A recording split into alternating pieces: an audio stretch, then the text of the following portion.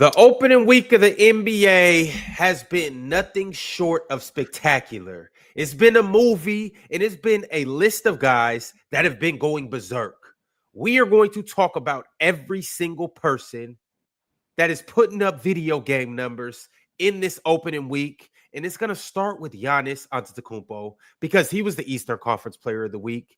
And it's also going to start with Victor Wembanyama because he was the Western Conference Player of the Week. But then we got guys that are averaging 46. We got guys that are averaging 36, and they're their team's third option.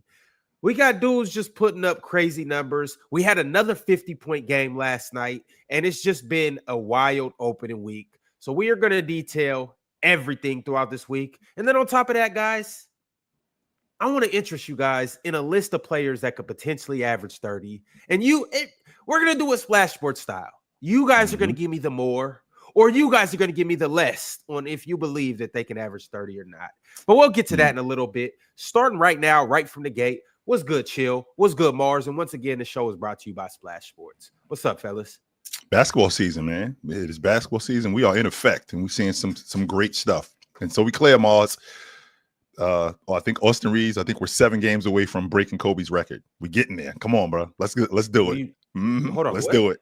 I'm not aware of what's going on right now. 7 games away from what? So Bryant had a 9-game stretch where he had 40 or more.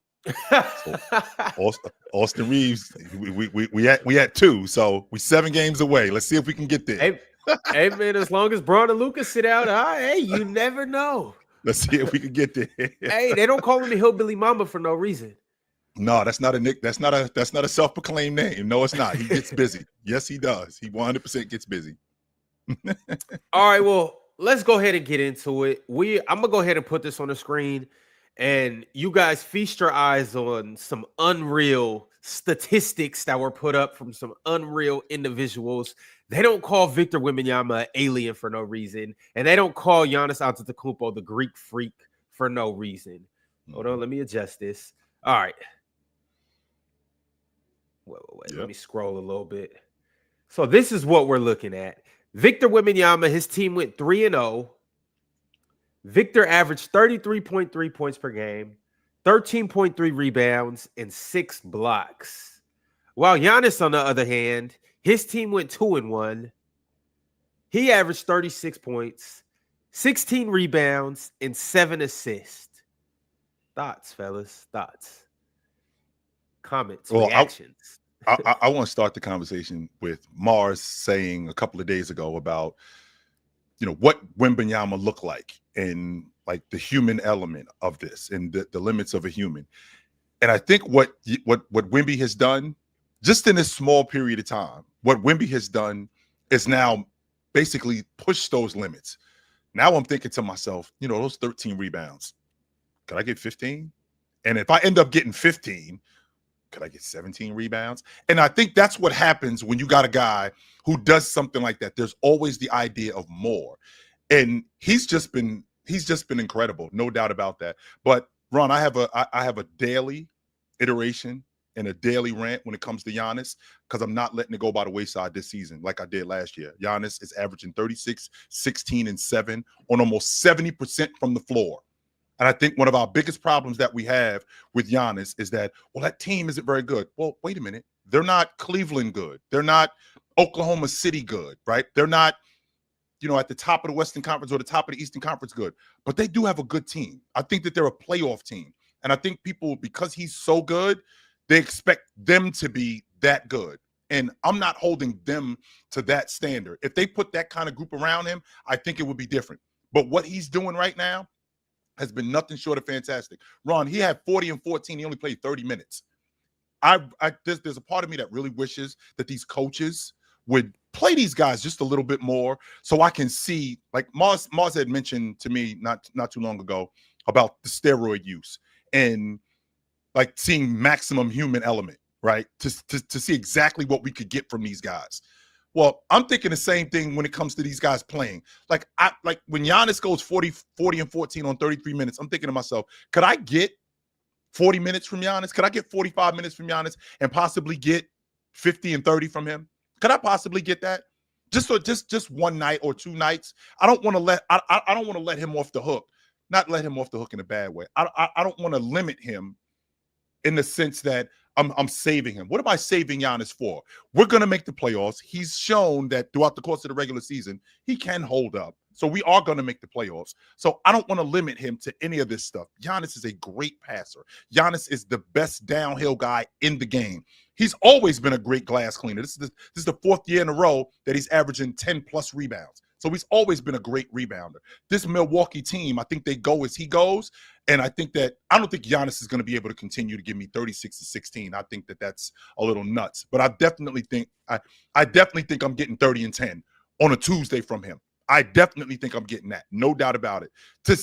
And the reason why I'm saying that, Ron, is because I'm thinking to myself, 36, 16, and 7 on 70% from the floor. I think that's asking way too much of him. Can he do that on a nightly basis, though? I'd be blown away if he could do that.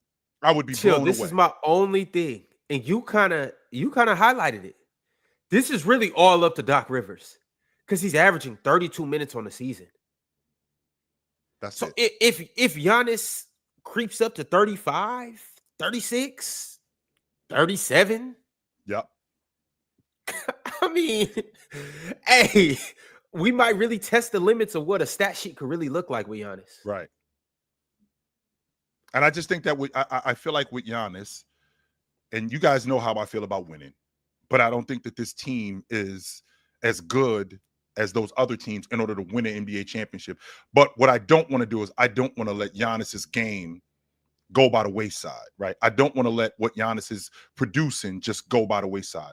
Now, yes, 100% I care about you winning when we're talking about being the best player in the world. Like that is the separator. That part of that is the separator for me. Not the entirety of it, but part of that is the separator. But what I don't want to do is I don't want to look at Giannis for what he's doing and go, well, you ain't winning, so it doesn't matter. No, I'm not going to do that. Absolutely not. Especially with what he's producing at this point. I mean, again, Ron, we're going into year 4 that he's averaging 30, 10, and 5 on over 60%. Nobody else can say that, Ron. I ran down the line. Chamberlain, Bill Russell, Oscar Robertson, Jerry West, Jabbar, Jordan, Magic, James, Curry. None of these dudes can say that they've done that. Oscar Robertson went 30, 10, and 9 for 8 straight years. He didn't do it on 60% from the floor. He didn't do that. Giannis is doing that for the 4th straight year. Malone didn't do that. Barkley didn't do that. KG didn't do that. None of these guys are doing that. And the fact that I'm seeing this guy at this space in his game, in his prime, and at the peak of Giannis, I'm not letting that go by the wayside like I did before. I'm not. Yeah, I feel you, Chill. I do believe we need to start appreciating these guys a little bit more in their prime, especially when they're like smack dab in their prime or they're starting to kind of get to the end of their prime or peak. Like we got to cherish them a little bit more. That includes Jokic too. That includes a guy like Anthony Davis, even though he might not be on their level. I'm just throwing AD out there because that's another guy that's, he's 30, 31, 32. So, we starting to get to the end of his greatness. Well, I mean, LeBron, Steph, and Jimmy, those guys, they've shown KD, they've shown longevity is a real thing, but you never know. So it's more like appreciating the guy while he's still doing the great things that he still does. And once again, Chill, the dude's averaging 32 or 36 and 16 on 32 minutes a game. That's impossible. Point a minute. I don't like Moss. Moss is the advanced stats guy. I know some advanced stats, but I do know basic math, and that's more than a point a minute. That's more than a point a minute. That's ridiculous that he's doing that. And on top of that, the fact that he's looking at the long ball line way more comfortably than he did years ago. Not just the long ball line. He's actually looking to shoot the ball in the mid-range way more comfortably than he did years ago. He's still taking 12 seconds at the stripe because I still count. Yes, he is. He's still taking 12 seconds at the stripe and they ain't counting. But that's neither here nor there. His offensive game has expanded to the point where he can now get whatever he wants whenever he wants and keep the defense honest in spaces where he wasn't able to do that in the past, where you knew that you had to concede the drive because he was just so strong. The fact that you now have to concede the jump shot because it's respectable now, and the fact that he can go to it with more confidence, I think that makes him even more lethal. Mars, would you like to just speak into your thoughts on this opening week from these two guys?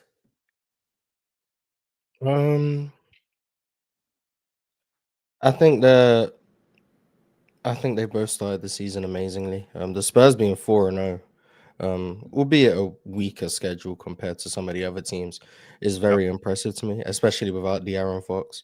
Last night they pretty much dominated Toronto before Toronto mounted a comeback of sorts, but it always felt like the Spurs were in control. And part of that is because Wemby only had one block yesterday, but I promise you, Toronto could not score at the rim when he was just in the game. Nope. It was a tough watch if you were a Raptors fan. And he had like poor Raptors fans. And he had like 24 and 15, I think, and he only missed like 2 shots. So one Mars, he was 7 for 8. He took 8 shots last night. Average Wemby game at this point. And then Giannis is just like, I just don't know how you're meant to stop someone like that. I spoke about like the best athletes in the league, and I said I think Giannis's athleticism has declined from 2019, and then I said Amen Thompson, Zion, etc. were probably the best athletes in the league, and I probably still believe that. But Giannis, just like his combination of speed, agility, strength, length, like it just doesn't really make sense. Like some of the things he's able to do around the rim or just to get downhill is very, very fascinating and very enjoyable to watch, especially when you put him around some spacing. Like once again, I don't think this Bucks team is that talented. Oh, hello, Ox. Okay, nice. I don't think this Bucks team is that talented, but I do think they have the personnel that fits well with Giannis, so it makes it like maximizes their limited talent, if that makes sense. Like it makes them look better than they are. Are we sure that's Ox? Yes, you can tell. Yes, we're sure. Oh, okay. Yeah. Duh. But yeah, I do think what Giannis is doing is sustainable for the most part. Not 67% from 3, but like everything else in terms of how dominant he's been around the rim, how much he's crashing the offensive glass, how good he's playmaking and his decision making. I think all of that's sustainable. Now, do I think he can up his minutes to 37 minutes? No. But in 33, 34 minutes, as long as they're dominant with him on the court, they have a chance to be in a game with anyone. And I think that's what we're seeing. Do I think they're going to be a top 3 seed? Probably not. But I think they're going to be in the playoffs. And I think that's a testament to Giannis's greatness that maybe we're becoming numb to because of how long it's been. But he's one of the 20 best players that I think have ever played this game and deserves to be spoken about as such. And Miles, I think that's where the problem is. The fact that we've become numb to it, and we shouldn't. Like, because this isn't everyday stuff. This isn't stuff that's normal. That what he's doing. Like a guy that's 6'11", built the way he's built, who runs the way he runs, who gets up and down the floor the way he gets up and down the floor, who handles the ball the way he handles the ball as fast as he runs. That's not every day.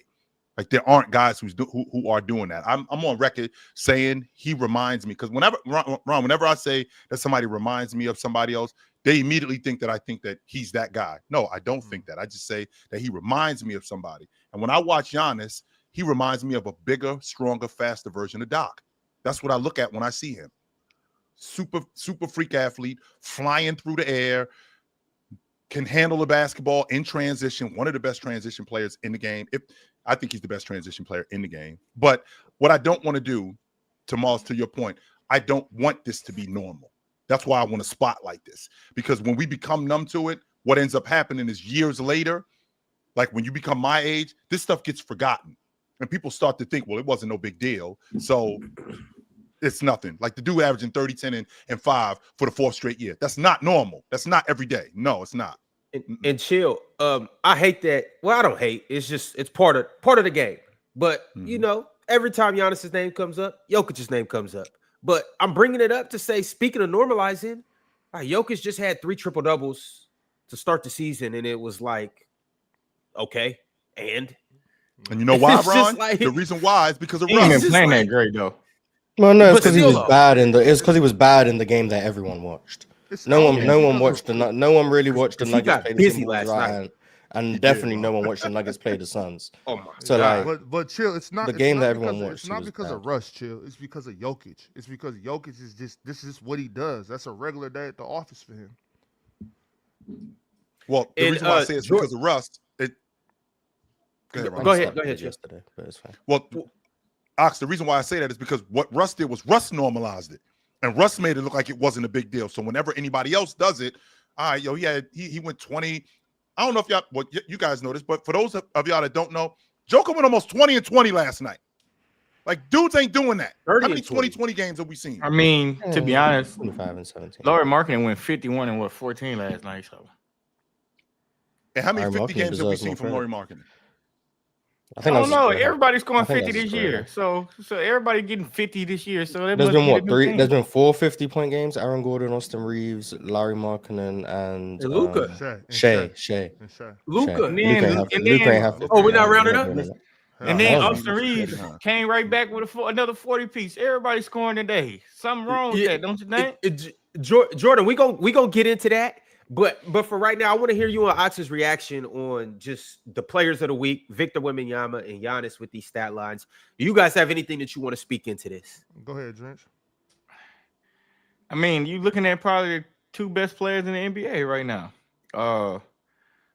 I still think Wemby's is more sustainable than Giannis, just because Wemby just stumble over, and he just not playing bad basketball like he was playing last year. Sometimes he sometimes he get beside himself, but for the most part, he playing the most efficient basketball. All the things that I had a problem with Wemby doing, he came back and addressed them. Like pretty much everything. Like when I was saying he should probably kind of play like LaMarcus Aldridge a little bit instead of trying to dribble so much as catch and turn and shoot, he doing that. When I say he need to get his ass in the paint, he doing that. When I say stop shooting all them bullshit ass threes and really stop running that pick and roll, they do it sometimes, not a lot, but he's doing that. So Fox ain't even back. That's what's crazy. Like imagine a 2-man game between him and Fox. And then Giannis on the other end, it's sustainable for him. I don't know if 36 and 16 is sustainable. I don't think he would play that long. I don't think he'll stay healthy that long if he keeps doing exactly what he's doing with right now. So you're looking at 2 of the best players in the NBA. I mean, obviously Shea too, because Shea came back down, with 3 straight great games. Last night he had an okay game, but 3 straight great games. So I mean, Wemby he had an okay game with 23 and 8 last night. He had an okay game. Yes, okay that game. That really is an off night for Shea, for real. It's an okay game for Shea.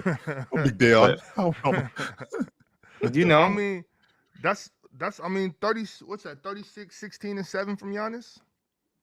Like, I'm not gonna lie, chill.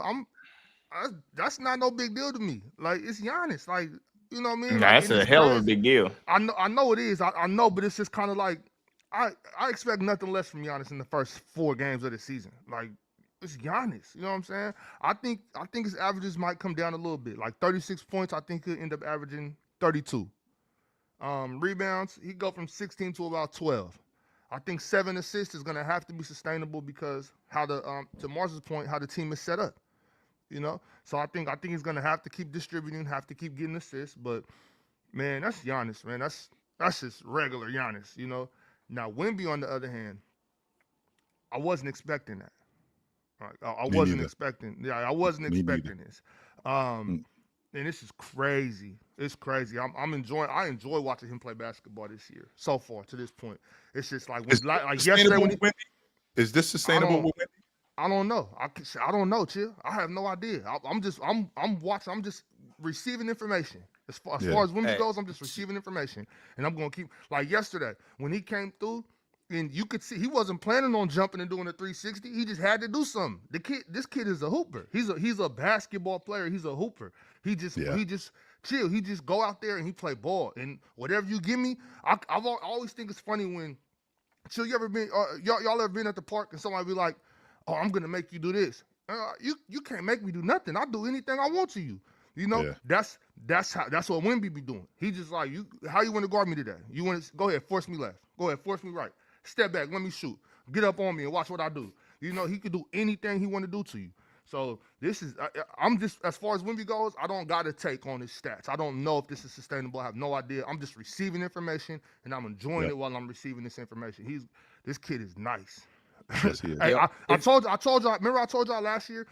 Once he starts getting stronger and starts going to the rim and doing all that, then like they're just at his mercy.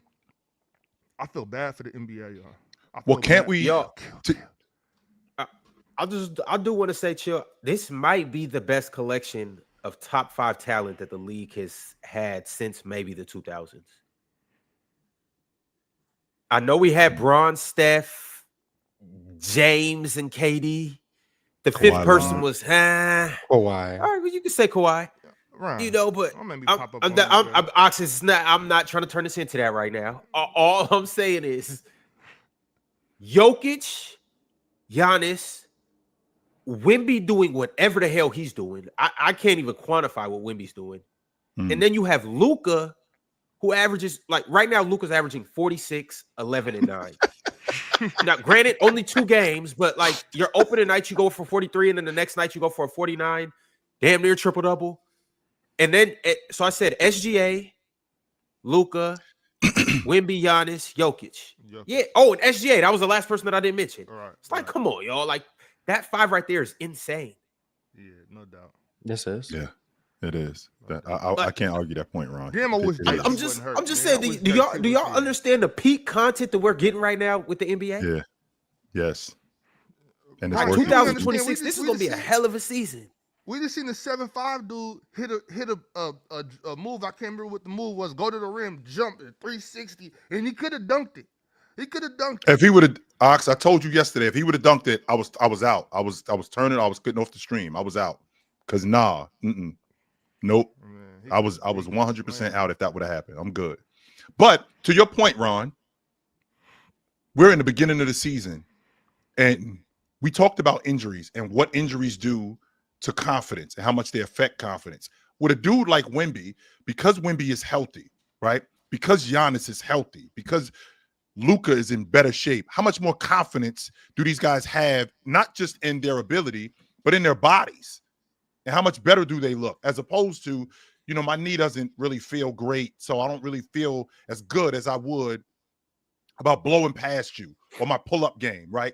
I don't really feel as good about that stuff if I'm not healthy. So I think that with these guys being in good health right now, I'm not sure how sustainable this is, and I'm really hoping that I can get it for the majority of the season. As long as these guys are healthy, I think that it just makes their confidence go through the roof. And there's a thin line between confidence and you suck, especially at the pro level, particularly at the pro level. So if these guys can stay healthy, I think that we're on to something.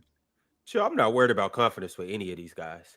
But to transition though, I do want to highlight that we've had 16 40-plus games this season. All right, so let me get into it. We've had 2 from Austin Reeves. Obviously, he had a 51 piece and a 41 piece.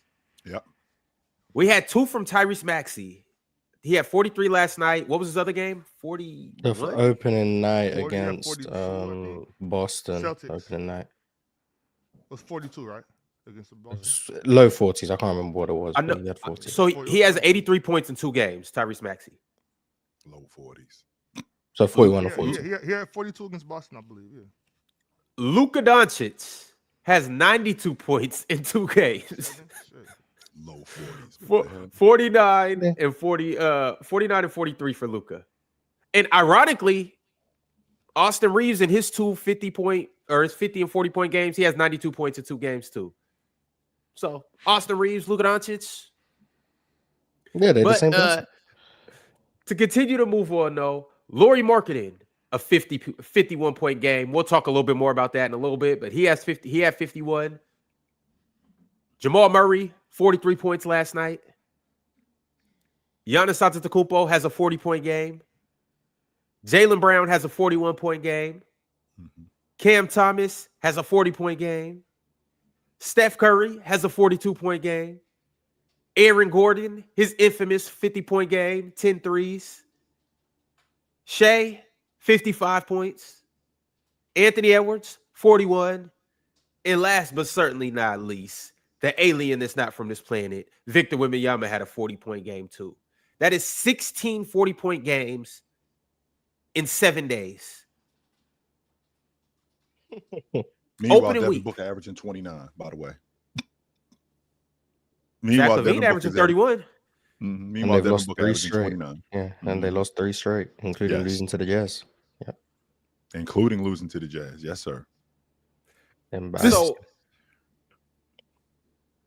fellas, me and Ox on TikTok last night, we went through everybody that's averaging 30 or close to 30 or has the potential to average 30. We came up with a list of guys that we believe will average 30. But here's what we're going to do. We're going to do a little Splash Sports, throw a little Splash Sports twist into this list.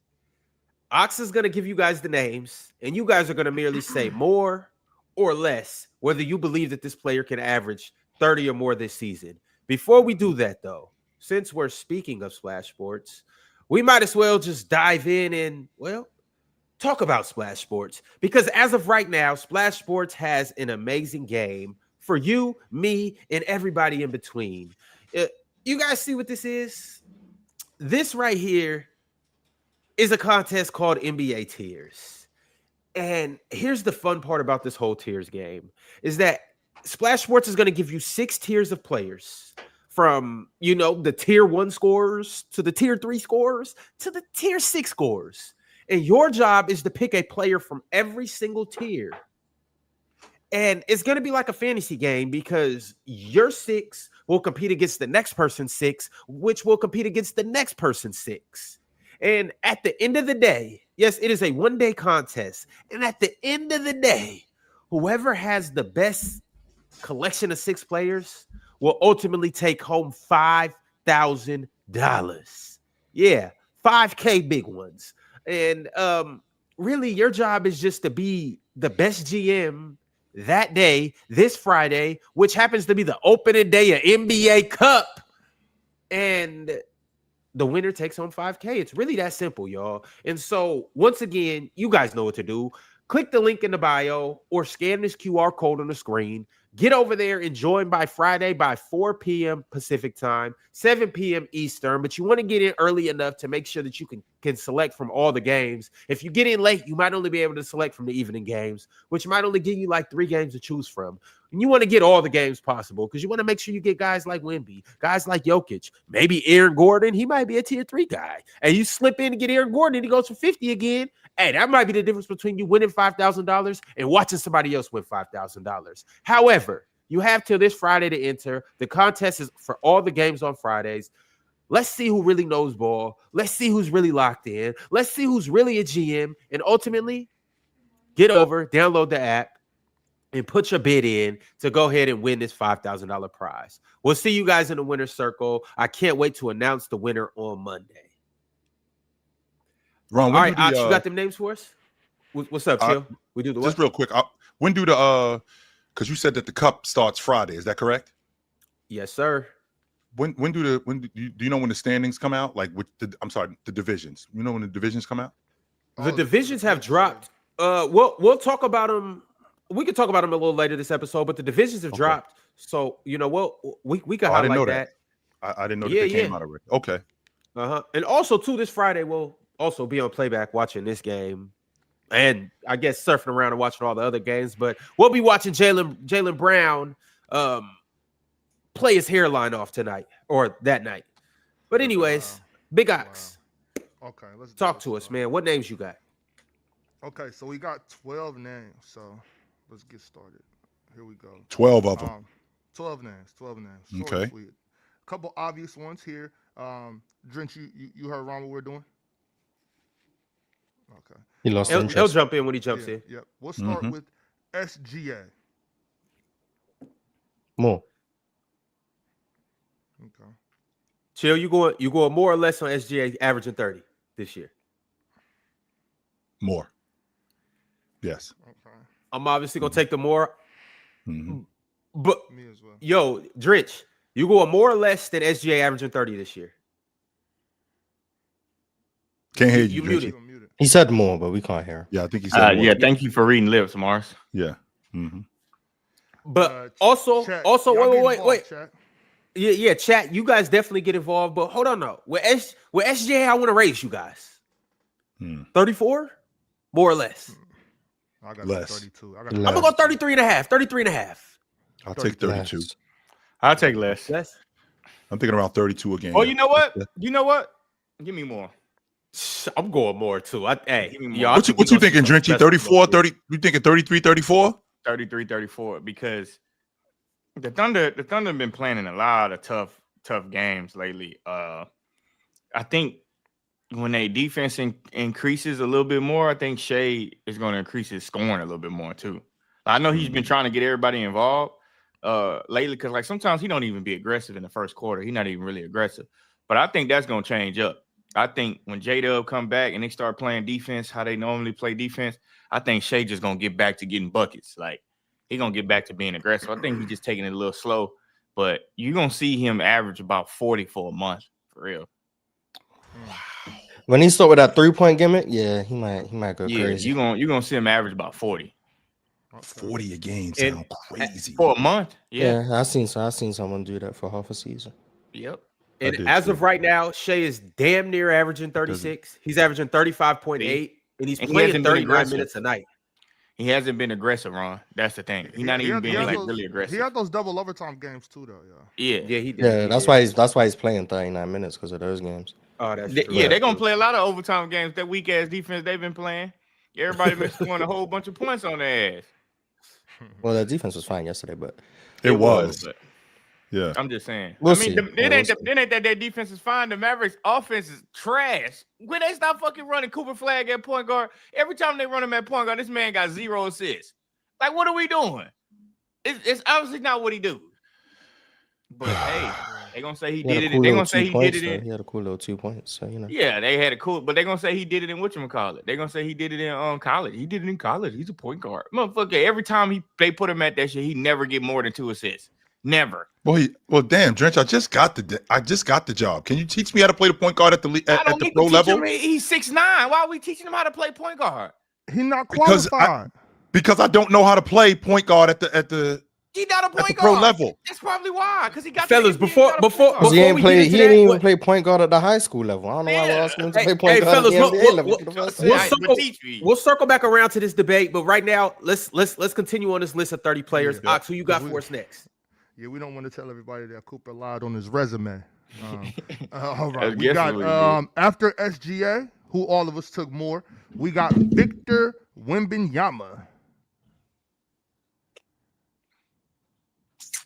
Fellas, I'll start. More. What's the number for Victor Wembanyama? The number's 30 for everybody. It's gonna be 30 for everyone. I'm gonna say less. Oh, no, I'm gonna go more. I think I'm gonna stick by my claim. If Shea don't win it, if Shea don't win it, Wemby gonna win the goddamn scoring title. I'm telling you, that shit he did last night, that 24 was light. No threes attempted. Very easy light. work. Easy light. Extremely light. I'm gonna go less though. I think he's gonna be around 27. Shit. Yeah, 27, 28 is probably. That man stumbled across 24 last night. Like I don't think Fox gonna come back and hijack the offense, but he gonna get his shots up. Like Fox gonna he gonna shoot the ball. So. But that means more lobs for Wemby, more dump downs. Yeah. Like right now, he's doing this with his point guard averaging 6 turnovers a game. Like he did have 6 a point guard who can play night. Point guard. But if they didn't play the trash ass Raptors last night, Wemby would have took more shots. Damn. Trash? Chill, you going more or less for Wemby? I'm taking the less on Wemby. I think he's anywhere between 27 to 29 a game this season. And I think I'm going to get about 12, 13 rebounds, though. I do think I'm going to get that. 15. All right. Shit. Okay, let's move on. Wait. Before we move on, I just want to say, since we're on Wemby, y'all saw who the real Barnes was last night, right? But go ahead, move on. Who was the real Barnes last night? Harrison? Okay. Come on now, chill. Stay on your toes. Hey, man, who's the fake Harrison Barnes? Scotty. Come on, stay on your toes. Chill. Come on. What? Yeah, I respect Harrison Barnes, Mars. All right, so hey, man, Pink got the link. Minutes, man. Hey, man, I'm just saying. One had 3. One had 3 points. The other one had 18. No. Scotty had 3 points. Didn't Scotty have 8? 8. Oh man, 3-8, same thing. Same shit. He didn't have He 38. had 33. He had 33 the night before, and you guys were Right, silent. and But now you he didn't had 8. talk All of a about sudden, it. everyone want to talk about Square Ones. You guys, Hey, Y'all my some boy got haters, 8 in man. 30 minutes. Hey, but All right. he's Disgusting. supposed to be the That next game guy. is just so Next up. clunky.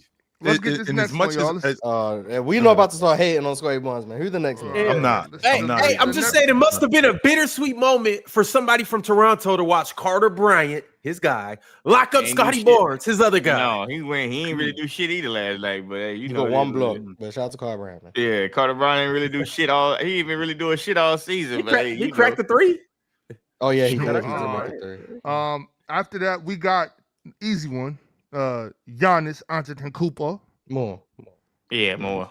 Yeah. I got more. But more on can we Giannis. do it more or less on how many games played? Shit.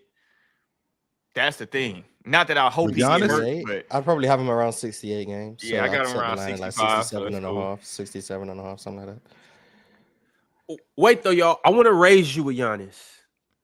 Now, with SJ, I went 33 and a half. With Giannis, let's have some fun. 34, no. more or less. No, he don't shoot the 3 ball well enough. Even though he's shooting that It's stupid clip right now. doable. No. Yeah, it's doable. I'd take less, just like probability wise, but it's doable. Like if he did it, I wouldn't be like, oh my god. Well, I would be like, oh my god. Now you but would be I over wouldn't like, be oh my god. yeah, but I mean, I wouldn't be like, I can't believe it. I would be like, oh my god, that's crazy. But not, Yeah. oh, I didn't think that was possible. If they I want to mean, make the playoffs, anything right now, you damn near can believe anything, bro. I'm telling you, there's too many goddamn 40 and 50-point games going on right now. High 30. We had 3 40-point games last night. 40+ games last night, if I'm not mistaken.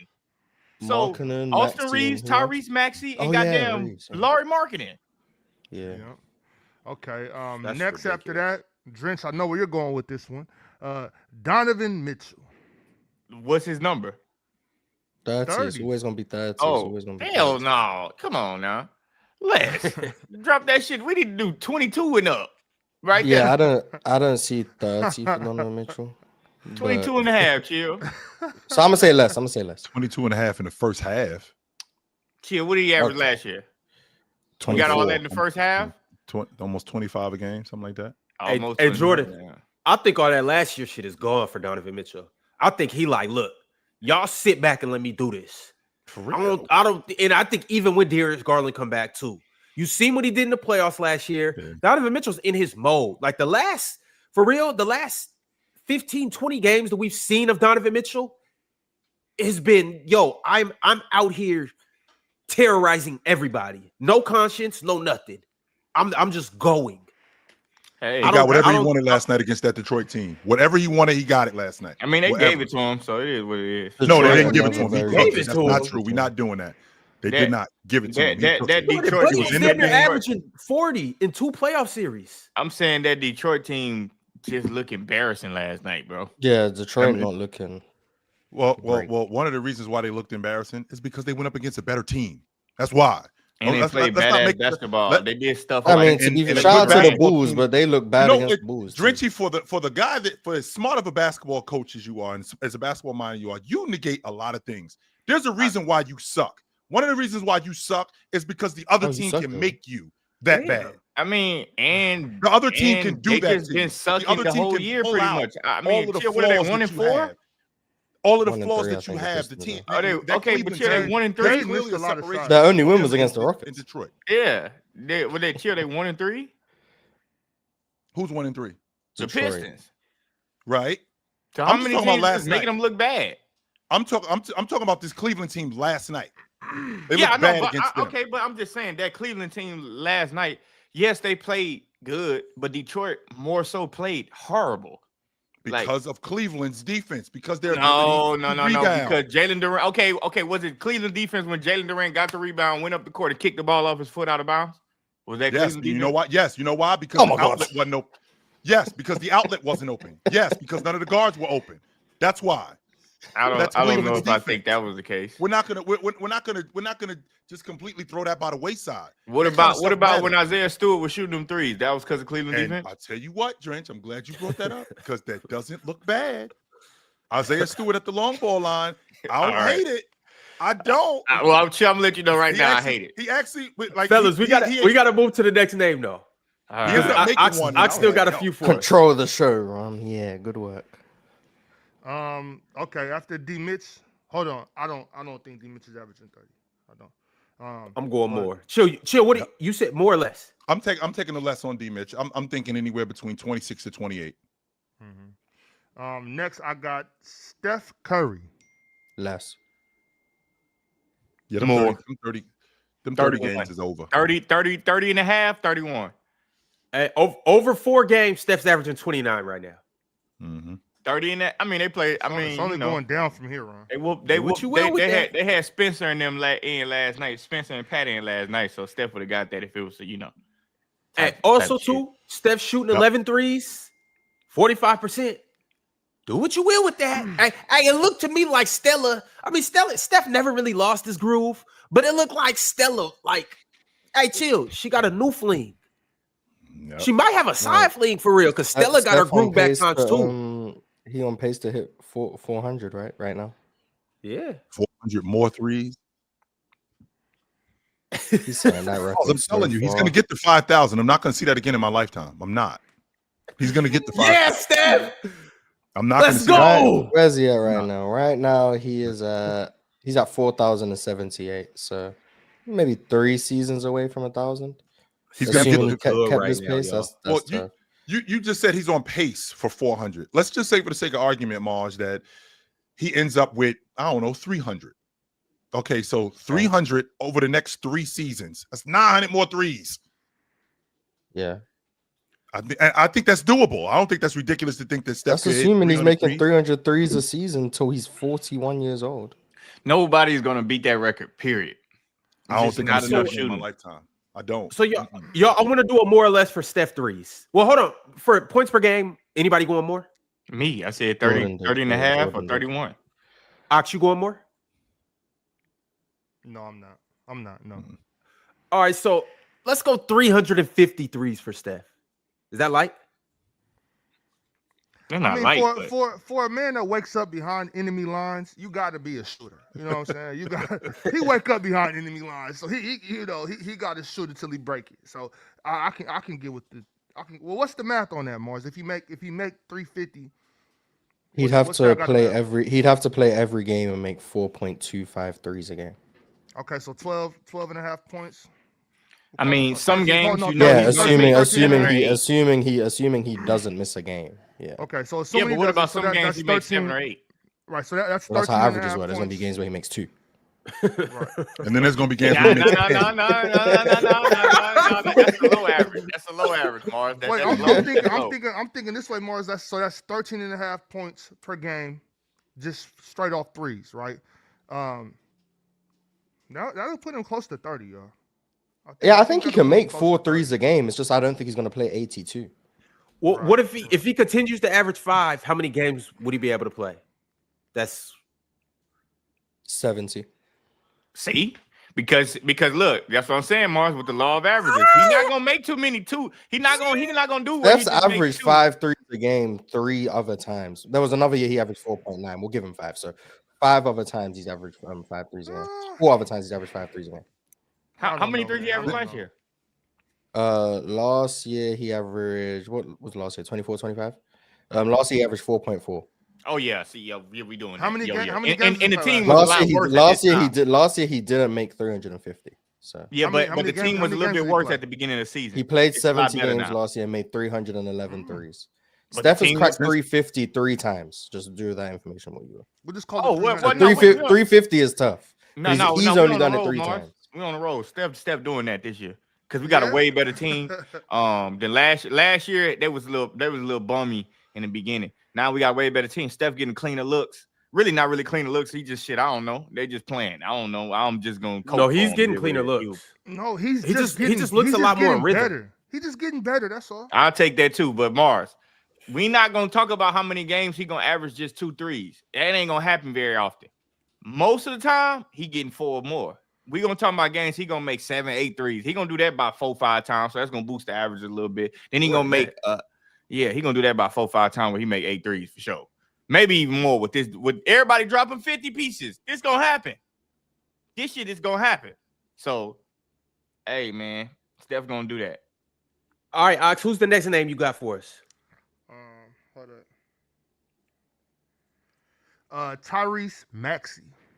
Oh, I thought you were about to say Halliburton. I was about to say that's crazy. I thought he was too. I got excited for a second. I don't know what you got excited for. He's not averaging shit. And I know what the list is too. I just heard Tyrese got. All right, come on. Let's proceed. Because right now, Tyrese Maxey averaging 37. He gonna average 30. Tyrese Maxey looks a lot better as well, so that's cool. Yes, over. It's tough because Or Paul more, George I going mean, to come more. back at some point. They gonna trade his ass. Embiid, I don't know if that contract. Should have traded. never signed his ass. I told you. Embiid's BJ got that. Embiid's minutes restriction gonna be off soon. He's not gonna be playing 42 minutes a game the whole year. All of that in conjunction, that's tough. I see him around 30, like 28 to 31. But I'm gonna say less. I'm gonna say slightly below. I got a different theory on this. I mean, look, but y'all gotta take this into consideration. Embiid minutes restriction gonna be lifted, and then he gonna be out for the season. Paul George gonna come back, and then he gonna be out for the season. So yeah, go ahead, go more. You know how that shit go. Come on. Yeah, if you're projecting injuries for them too, which isn't unfathomable. Yeah, Okay, you know how that shit gonna go. Or they So gonna shout out to trade the Sixers. They 3-0 right now. So shout out to them. But yeah, I'm gonna say slightly less. Chill. I got a different theory on this. I'm gonna say less because I don't think he's averaging 37 a game, Ron. I'm not gonna say that. But I do think that I'm gonna see The number's 30. Yeah. I'm gonna say slightly less. Okay. So 29 and a half. Yeah, I'm gonna say slightly less. And here's why. I think that the 76ers, I think that they prop up Joel Embiid, like you just said, Drenchy. The minutes restriction, we ramp those minutes up. He's trying to get around someone December, to trade for Joel. That's what he's trying to do. we ramp up those minutes, and we ramp those minutes up, and we put Joel Embiid on display. And now all of a sudden the phone is ringing because I'm getting 30 and 15. I'm getting 28 and 11. Now all of a sudden Joel Embiid looks viable, and I'm trying to get somebody to trade for him, which I think I will. And when I do that, now Maxey stays on the floor, Mars, for 35, 40 minutes a night. Because now I've already moved off of Joel Embiid. I'll get whatever I can get for Paul George. Whatever I can get for Paul George, I'll take it. And now my backcourt is now the future. And that's both Maxey and VJ Edgecombe. And I'm building around these two. And with me building around these two, Maxey is going to give me anywhere between 27 to 29 a night. And I'm going to get 6 or 7 assists from him. I'm going more with Maxey. And to add context to it from the Trib one, only 2 players averaged 30 last year. Yep. Was that Shea and Giannis? Yeah. But wait, what did Jokic average? He was like 29.7. 29.7. Yeah, that's not 30 in my book. Mm-hmm. Nah. That's only 30 for having a debate and we take Jokic on our side. That's not 30 though. Yeah, but, otherwise it's 25. Okay, so next we got another easy. Hey, with these next ones, fellas, let's just run through them. Give our more or less. We don't got time for no more explanations, but let's run through the list, Ox. Easy one. Luka Doncic. More. MVP. More. Yeah, for sure. More. Mm-hmm. Okay, next we got Anthony Edwards. Less. Damn. So if he averages 30 on the dot, that counts as more? Yes. Yeah. More. I think that's More. I'm gonna go less with Ant. D Book.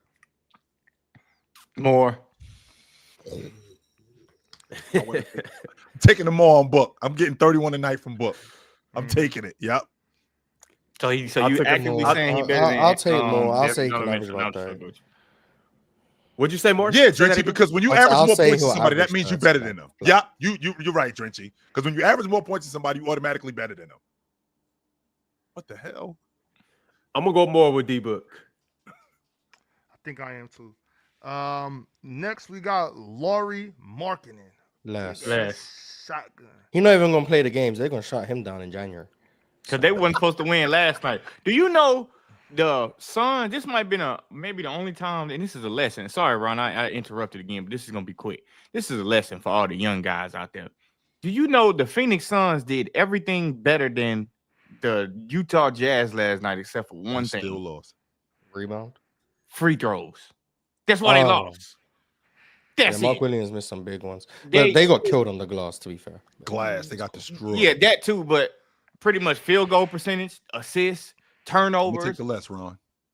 Destroying it. And they once lose. again, I said this during the summertime or the offseason. I mean, I don't think the Jazz are as bad as y'all say they are. And also, I don't think they're tanking again. I think they're just playing basketball.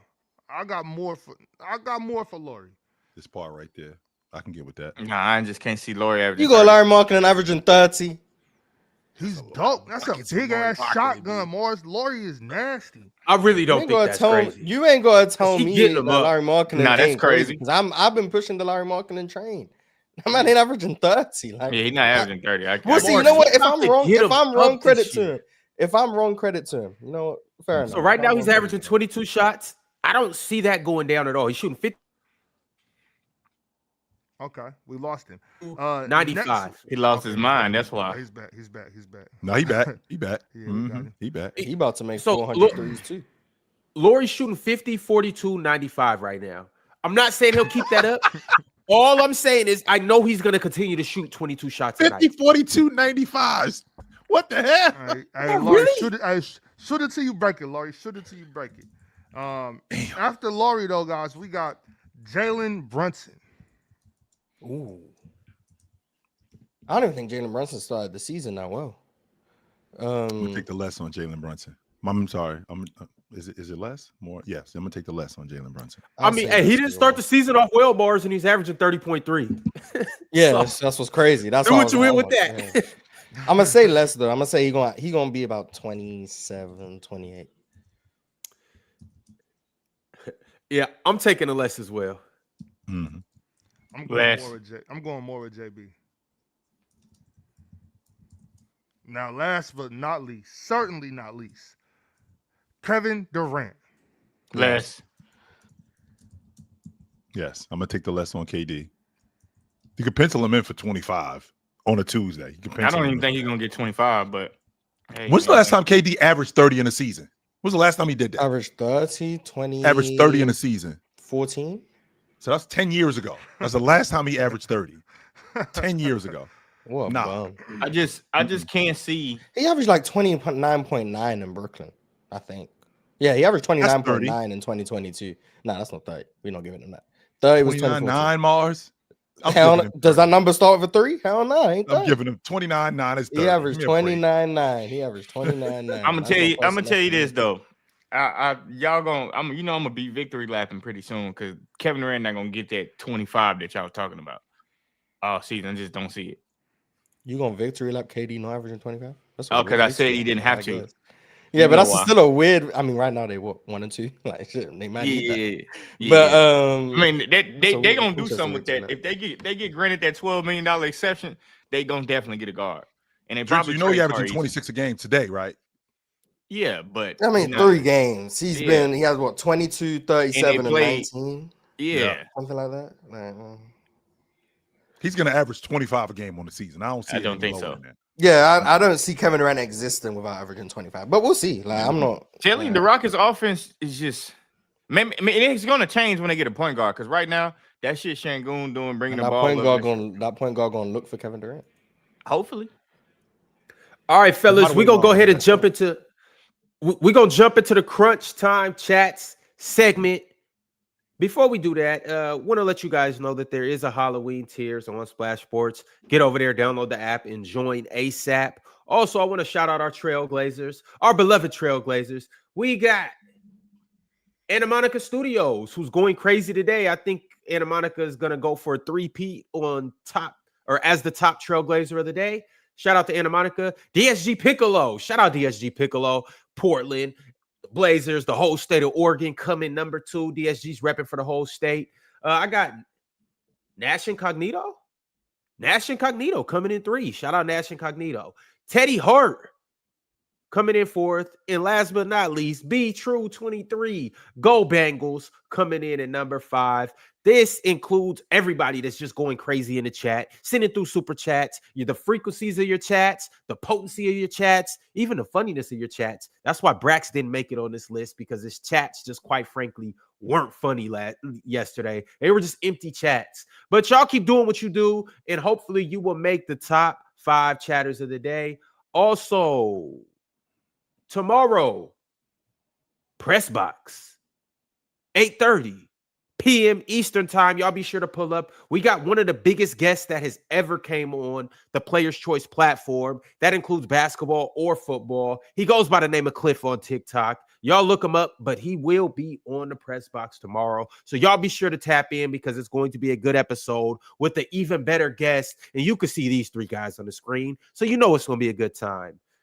All right, fellas, let's get into these crunch time chats. Let's see what the people got to say from the top.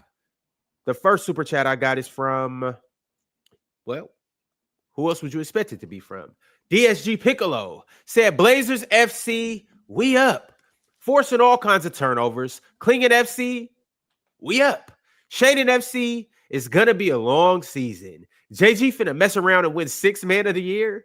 Also, Lori 50-piece, damn, everyone getting a bucket. Yeah, I did watch Shaden's that been Blazer game trash. last night. I did watch that Blazer game last night. They reminded me of the 1990 UNLV Rebels. They picking up full court. They forcing turnovers. They speeding up the Lakers. The Lakers really missed their ball handlers in both Luka and James. They really missed those guys. DeAndre Ayton turning the basketball over, not really giving me the effort in terms of transition. I think that was largely due to the Trailblazers defense. They look great on defense last night. Shaden Sharp, on the other hand, I'm really concerned with the shot making. I am. The shot creation I'm not concerned with. He could get to spots. It's the shot making that I'm concerned with. And he doesn't really seem to know how to get himself going when that shot's not going. I'm concerned. He had a nice little fourth quarter, to be fair. So a little bit about. But he's been bad this season. There's no 2 ways about it. He's just been bad. I mean, he's probably mind-boggled by his coaching. But he was bad before Chauncey got packed up. We can't even one give him game. that, 2, I think. It's not Thiago's second game. He wasn't. But I think they played 4. I think that they played 4. But he wasn't even that good in the preseason. Like his first game in the preseason was nice. Everything else been kind of mid. He's just like, when you're getting hunted on defense and you're turning the ball over the most on the team and you're not really creating for your teammates and you can't make a shot from anywhere. Like, I don't know what you're actually bringing to the table at this point. Like you're actively just out there hurting. Brought the table. So I also didn't need to pick her up, but we'll see. And last night, watching them, I mean, with that Laker defense, the Trailblazers got whatever they wanted. I mean, Drew Holiday looked like Drew Holiday on the Milwaukee Bucks when they won the NBA championship. That's what he looked like last night. Wide open threes, not just wide open threes, like bullying guys in the paint. And not just him. I mean, Jeremy Grant got to that weak hand, which is bugging me out that he could still do that like that. Because one minute he looks like he shouldn't be on the roster, and the next minute he look like he could be an all-star. I don't think Jeremy Grant's dribbling always look bad. It always look decent. I just think he just be missing. That's the only thing. He just be missing. But now he's not missing. He's making it. The problem with his weak hand, when I watched him last night, the problem with his weak hand is sometimes it's tight. And then sometimes it's all the way out here and he exposes the ball and he ends up getting ripped. But I think when he goes to his strong hand, particularly when he's on the right side, like he's really effective, even with that jump hook. I like that about him. But I mean, I just think I don't think his weekend was an issue, to be honest with you. I mean, everybody kind of, when they dribble with their offhand, most of them only got 2 or 3 dribbles anyway with their offhand. So I don't think his weekend is a problem. I just think he was just broke. His shots just wasn't falling. Now they falling. So a wing player in the NBA can only dribble 3 times with his offhand. Man, you'd be surprised how many people just. Well, righties a little different. You know what's crazy is righties when they driving, a lot of times righties only drive left a lot of the time. Yeah. Like they only drive left a lot of times because they trying to get they either gonna get all the way to the basket, but that for some reason I don't know why they always just drive left. It's just kind of weird, but you know, I don't know. This Trailblazer team, they on to something, though, Ron. They are. This Trailblazer team is on to something, and it's anchored by their perimeter defense, even though Klingon was real good last night around the rim. But I think that they on to something. I do. I really think they on to something. All right. Hunter sent through a super chat and said, I am here to spread the good word of third team All-NBA Jamal Murray. Jamal Murray hooping. Yeah, he hooping. He been looking like He got a bad the chance than second Derek best White. player on I'll Denver. say that. He been looking like the second best player on Denver. Yeah, Aaron Gordon first, Jamal Yeah. Murray second. Yeah, we on the Like I same said. page. Yeah, like I said. Yeah, he been hooping. This is the best he started the season in God knows how long. Just getting to his spots, rising up, looks in good shape, competing on defense. Now I will say Christian Brown and Cam Johnson have been nothing but hot garbage. But that tertiary ball handling, did you see it? I mean, I've seen him try. I've watched him try dribble into Oh. the paint, kick out, and he stumbled and turn it over. But I watched him attempt. Say, And for the record, Jamal Murray is averaging 30. Just so y'all know, Jamal Murray is averaging 32. But for the record, Chill, remember when I said that tertiary ball handling shit wouldn't matter as much as Swiper wanted to make it a big deal. But hey, man, I don't know what I'm talking about. well, I don't think Cam Johnson is as bad as he's been the first 3 games or whatever. But I also don't think Cam Johnson just clears Michael Porter Jr. like some people were saying. I just think the contracts just makes Cam Johnson make more sense. But yeah, I'm also saying that tertiary shit just really don't exist, though, Mark. I'm and saying also Cam Johnson is not the defender that they were trying to sell people on either. By the way. that too. No, he's not. I mean that No, too. There's he's no. not. I watched 65-year-old Mike Conley blow by him multiple times. Like I'm not. How old the is he, Mark? defense, they were 65. 65. Oh, okay. Yeah, 65. Like I watched that happen multiple times. Christian Brown weren't staying in front of no one last night. Christian Brown needs to lock in because he's been bad. But we'll see. Damn, got that money and fell off. Remember though, too, Ron, Damn. MPJ just fit better with Joker. Yeah. The reason why he fit better with Joker, 1, he a better long ball shooter. 2, he's 6'10". He's just a better player. I've been trying to tell you that he's just a better give player. Cam Johnson a second. It's a whole different system he's adjusting to. He ain't never played with a player like Jokic. Like, yo, it's going to be a bit of an adjustment He period. played with Chris Paul. By the way, He Ron, He not played like with Nick Jokic. Claxton. Oh, yeah. All right, that's y'all. Chris Paul. Come on, But- man. But I will say last night, Michael Porter Jr. didn't look that great. I watched him turn the ball over 4 times in a row. I went to the game. You know, I went left and went to the game. He still can't dribble. That's Yeah, bad. he don't even get it on the floor. They just take it from him. Like he don't even. It's like he can't bend down. Like every time he try to like sweep. Bad back. No, I know he got a bad back, but I'm saying like every time he try to like sweep, he don't even get it on the floor. They just take it out his hand. I watched him turn the ball over 4 times in a row last night. Like literally 4 times in a row. And then, but I will say, if he get his dribble going to where he actually start dribbling, shit, you can't really stop him. He just shoot that badass shot and that shit go right in. I watched he shot some crazy fadeaway. That shit went in. Right in. He ain't creating no one bit of separation. He don't need to. But imagine if the Brooklyn Nets had somebody that can create for him. Oh, I wanted to say that. The Brooklyn Nets actively have a bunch of guys that should not be in the NBA on their goddamn team. Like, what you expect from a tanking team? No. It's not that they tanking, Mars. They're not tanking, Mars. They're sorry. They're not tanking. They're tanking because they're sorry. What the hell is? They're not tanking at all. They're just sorry. What is Trey Orr doing in the NBA? Yeah, I don't agree with you. I think. Well, he just got drafted. That's why. No, he trashed though. No, he trashed. He I'm not. Jordan, you are. I'm not arguing. I'm not arguing. I just got the job, Cam Thomas is weak. Cam Thomas is trash. What the Cam Thomas is no weak. I'm not about to. If the only thing you can do, chill. If you're in the NBA and the only thing you could do is put the ball in the bucket, then you're garbage. No, that's not true because we have a spot for you. Just like we pay guys to rebound in the NBA. We pay guys in the NBA to. But you can rebound on both ends. Okay, but chill. You can rebound on both ends. If you're in the NBA and you can only do one thing, no matter what that one thing is, then you're weak. As much as y'all dudes talk to me about, we just went over. We had a segment of dudes averaging 30 a game for the season. And a lot of them dudes can do more than just score. A lot of them dudes can do more than just score. And what do you think Zach LaVine does other than score? At a high level, you suck. Chill. A lot of dudes, and it doesn't matter who you are. If it doesn't matter who you are. If you could be the best scorer in the world. If you can't do anything else, then you're just not as good as you think you are. Maybe I shouldn't say weak. That was crazy. Weak is a little far. I'm sorry for saying that. Y'all know sometimes I get a little Oh yeah, no, I didn't mean that. I didn't mean it. I mean that about Traore though. He not weak as hell. Chill, but look, Cam Thomas is weak for what they want him to do, who they think he's supposed to be. He's not. He think he's that's how supposed come. to be. That's how come he couldn't. That's how come he couldn't. Who do they think he's supposed to be? That's how come he couldn't get the contract he wanted. Chill. He is a 6-man or a 7th-man spark plug player. That's who Cam Thomas is. He is an off the bench, get the shit rolling basketball player. A bucket He getter. is not a starting 2 guard. He is not a starting point guard. Okay. He is And not that. That part I could He's get. definitely not a point guard. That's fine. I disagreed with weak. Everything else. Yeah, well, you know what I mean. When I said weak, I know what I mean. I don't know. You said that was some intention. Mars, I can tell you this right now. Traore, Ben Sarah, and I'm hate to say that about Ben Sarah. Traore, Ben Sarah, the Martin kid, the Clowney kid, garbage. Straight up garbage. The Nets got Tyrese Martin was on a 2-way last year, so I mean, garbage.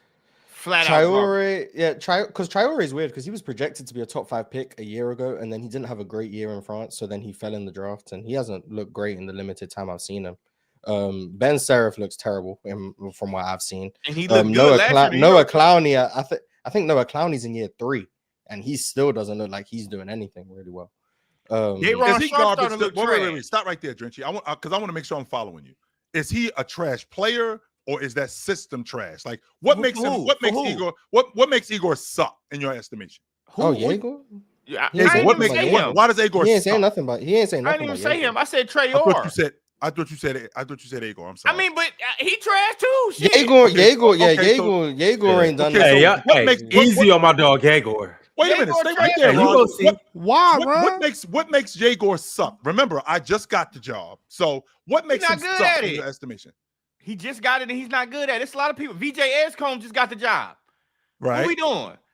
The rookie in Memphis just got the job. He's good at his job. But we doing? Chill. Just cause you weak right now, you bad at your job right now. We can say that. Now in a little bit, he might be really good at his job, and then we'll say that when he is. But if you being young, I can't. You still in the league, so if you young and weak, then you young and weak. When you get some experience, you might be better. And at that point, you're gonna be like, yeah, bro. And that's what the Nets are banking on. I don't think the Nets are expecting these guys to be good right now. Yeah. They're banking on one of them. They're banking on one of them or a couple of, hopefully all of them, but realistically, a couple of them being good eventually. Right now, they don't need to be good. They need to show signs that they could potentially become good. And right now, I haven't seen no signs from Ben Seraph, and I haven't seen no signs from Nolan Traore. At least Jaegor been knocking down the 3, so we'll give him some credit. But the issue is he can't get inside the 3-point line to save his life. This Nets team, I don't know if they have anyone who I trust to be able to get to the paint. Like, this is the only team in the league I see. They just hover around the 3-point line, and no one breaks the 3-point line, and then they pass it to someone to shoot a contested 3. Like, it's a bad. Is that a skill thing, Mars? Now, is that a skill thing? None of them have the ability. They don't have no skill, chill. None of them have the ability to get downhill. Is where you losing me because again, am I a trash player or am I just playing trash right now? Because I'm having a difficult time with these guys. Hold on. Okay, hold on. Like, if all we've seen of you in the league is you be trash. You a trash player, and let's break this down. Hold on. The kid Ben Seraph. Ben Seraph was good in the Euro Cup. He wasn't even like you didn't see him play in the Euro League. You saw him good in the Euro Cup, right? Okay. He goes to the NBA and he looks like a Euro Cup player. He looks trash. Doesn't look like he can play in the Euro League. That's number 9. Then you come with Jaegor Dimmitt. He still look like Mar said, to his credit, he knocking down a 3. Yeah, great. Still look trash. Still look garbage. The Traore kid wasn't very good in the Euro Cup, I believe, last year. Not even in France. I mean, not even in the Euro League. The Euro Cup, if that even is the Euro Cup, might not even be the Euro Cup. But trash. He didn't look that good in that. And you expect him to come to the best league in the world and be good. Why? Something is wrong with people analyzing draft classes and thinking, oh, he's European, he's flashy, let's try him out. No, those guys that they got in this draft are trash. Okay, like, I don't first get after 3 games, that doesn't mean they're always going to be trash. Well, not only if that, I had to take a guess, Jordan, I would probably say so. So if that's the 23rd pick, like, it's not that deep. So if that's the case, Jordan, did Wemby play in when he played in France? Did he play in the best division in France? He played EuroLeague for 1 year, but he never really got minutes for real. And then he was said just- never really got right, Moss. He never really got minutes, and then he comes to the NBA. He might have been 16. Which is a and then he played the French league, and he was the MVP of the French league. Yeah, right. He was 16. That's why he was the MVP of the French league. Okay, and got to the finals. Chill, I hate to break it to you, Chill, but we might end up busting all of these guys. Well, Danny Wolf hasn't played yet, so there's that. he a grown And, man. And who's the other guy? Drake Powell. Drake Powell hasn't played either.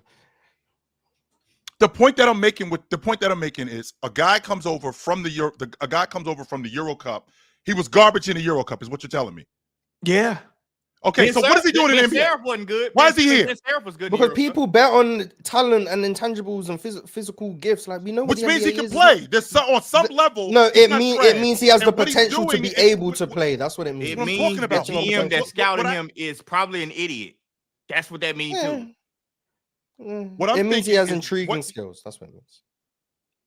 What I'm thinking is that a guy who comes over here from the EuroLeague, from the Euro Cup, from the French league, whatever league it is, they see something that they can help us on some level. The kid Sasha who played in Sacramento. The kid Sasha, he was grown man. He was Vazinko won the MVP and got to the NBA and they didn't like him.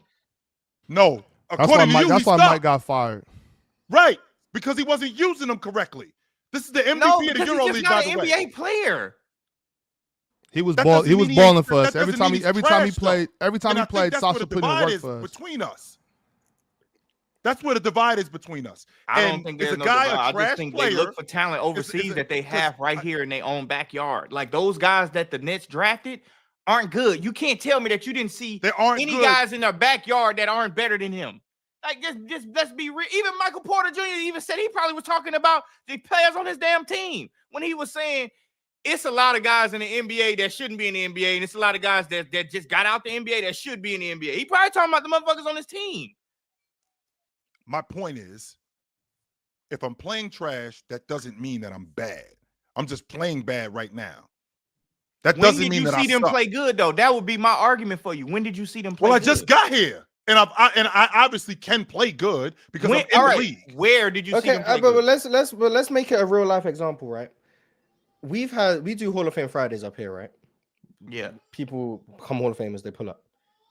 If they pull up one time, and no Hall of Famers have done this, I'm not knocking the Hall of Fame, I'm just giving a real life example. If they come up here and they're trash on the panel, we're not gonna be able to acknowledge that they just suck. Like they're not made to be on the panel. Like we can't just acknowledge that. Like who? Like say some names, Mars. I said no one. I said no Hall of Famers have come up and been trash. From my perspective, no Hall of Famers have come up and been trash. But what I'm saying is there's been people, we've had guests on here who have come up once or twice and we've like, okay, yeah, these guys aren't really that great. Like, cool. And we just move on. It doesn't mean that we gotta give them 28 shows to come up and see, oh, well, maybe they have potential. No, if a guy's trash right now, we can acknowledge their trash right now. Jordan's saying they're never gonna be that good, or he doesn't think they're gonna be that good. I'm not prepared to say that. But what I am prepared to say is if a guy is trash right now, if we are gonna talk about the game, we should be able to acknowledge that whether you got the job 3 years ago or you got the job last week, you're not good at the job right now. 100%. And but my thing is when it comes to draft picks in the modern NBA, most of them aren't expected to be good right now. Most of them are projected on talent, what they think they could become based on a skill set that is theoretical. But that's how the NBA works right now. Score in the Euro Cup. That's my thing. I didn't like Ben Serif as a prospect. I didn't think he was that good. Saying. Like that's what I'm trying to tell you. I told you I didn't like the Nets draft. I didn't like anyone they took. Exactly what I'm other than like maybe Drake Powell. I didn't like who they took. Where they came from. This is what I'm trying to say. They wasn't great where they came from. So to think that they can be good in the best league in the world is kind of idiotic. Like for a GM to say, you not that good in the Euro Cup, not the Euro League, the Euro Cup. And then we're going to draft you and think you can be good in the best league in the world? What are we doing? Like, that's a fireable offense. That's a fireable offense. I'm sorry. Well, they did. All right, fellas, we do got to move on. I just wanted to see if we could get to the bottom of that. I guess we are not going to be able to, but we're going to go ahead and move into the fast breakdown. And we're going to talk about all the games that happened last night. So everybody join me in talking about the first game of the night, which is, we watched it on playback, the Cavaliers versus the Pistons. This wasn't really much of a game. quite frankly, we turned it off damn near at halftime and then come back to the second half because the Cavaliers absolutely put their size 15 Timberland, y'all know where they put it, on the Detroit Pistons. And the final score was 116-95. Donovan Mitchell had 35 points. And Cade Cunningham just didn't really get it going. He had only 12 points. He went 3 for 14 from the field, 1 for 7, 5 turnovers. Do we want to briefly speak into this, or is it anything to really talk about? I felt like they just dominated Detroit in every aspect of the game. I think that they got busy on the glass. I think that they pushed Cade to shots that he's not really comfortable shooting. They always had a hand in his face. Whenever he got to the rim, there was somebody at the rim there to meet him. Every shot that he took was a tough shot. Even on defense, they kept him scrambling because the ball was moving. I thought that guys like Sam Merrill and guys like Dean, I think those guys made Cade scramble to close out, and those guys made shots and made him play defense. I thought Evan Mobley and Jared Allen both did a great job on the glass last night, fighting with those bulls down low with both Jalen Duren and with Beef Stew. And I just thought that they did a great job at that. And then on top of that, I felt like their rotation players, the starters more than anybody, I think they clearly outplayed Detroit starters. But then I think that their rotation guys, I think that they gave them solid minutes. But for the most part, it was their starters that were just much better than Detroit's starting five. All right, the next game of the night was the Orlando Magic traveling up to Philadelphia to play against the Sixers. And the Sixers took care of business, beating the Magic by a score of 136 to 130 or to 124. The Sixers are now 3-0, and the Magic are a disappointing 1-3 in their first 4 games. In this game, Paolo Banchero finally had a good game. I guess I could say finally. He had 32 points, 7 rebounds, 5 assists, 3 blocks. He did it on 10 of 18 from the field. Franz Wagner only had 22 points, but he shot 8 of 12 from the field. And also Desmond Bane had 24 points on 10 of 17 from the field. For the Philadelphia 76ers, their 2-man show continued, and it was spectacular. VJ Edgecombe, 26 points, 7 assists. For the young fella, shot 10 of 17 from the field, 2 for 4 from 3. And Tyrese Maxey, 43 points, 15 of 32 from the field, 4 for 11 from 3. And also Kelly Oubre, 25 points and 10 rebounds. Kelly O. Kelly Oubre been good to start the season. The Sixers just play with an energy that I don't think was there last year. And the lineup with Maxey, Edgecombe, and then Adembona, like that athleticism is like off the charts. Like they started the game, Adembona came out with like 2 quick blocks. Like there was nothing at the rim. They're flying up and down. I think Maxey and VJ is the fastest backcourt in the league. I don't think it's that close, to be honest. Like they're electric. Maxey getting wherever he wants. He's shooting the 3 with confidence. VJ just looks comfortable, which is a surprise when you're a rookie. Also, his handle is a lot better than it was at Baylor.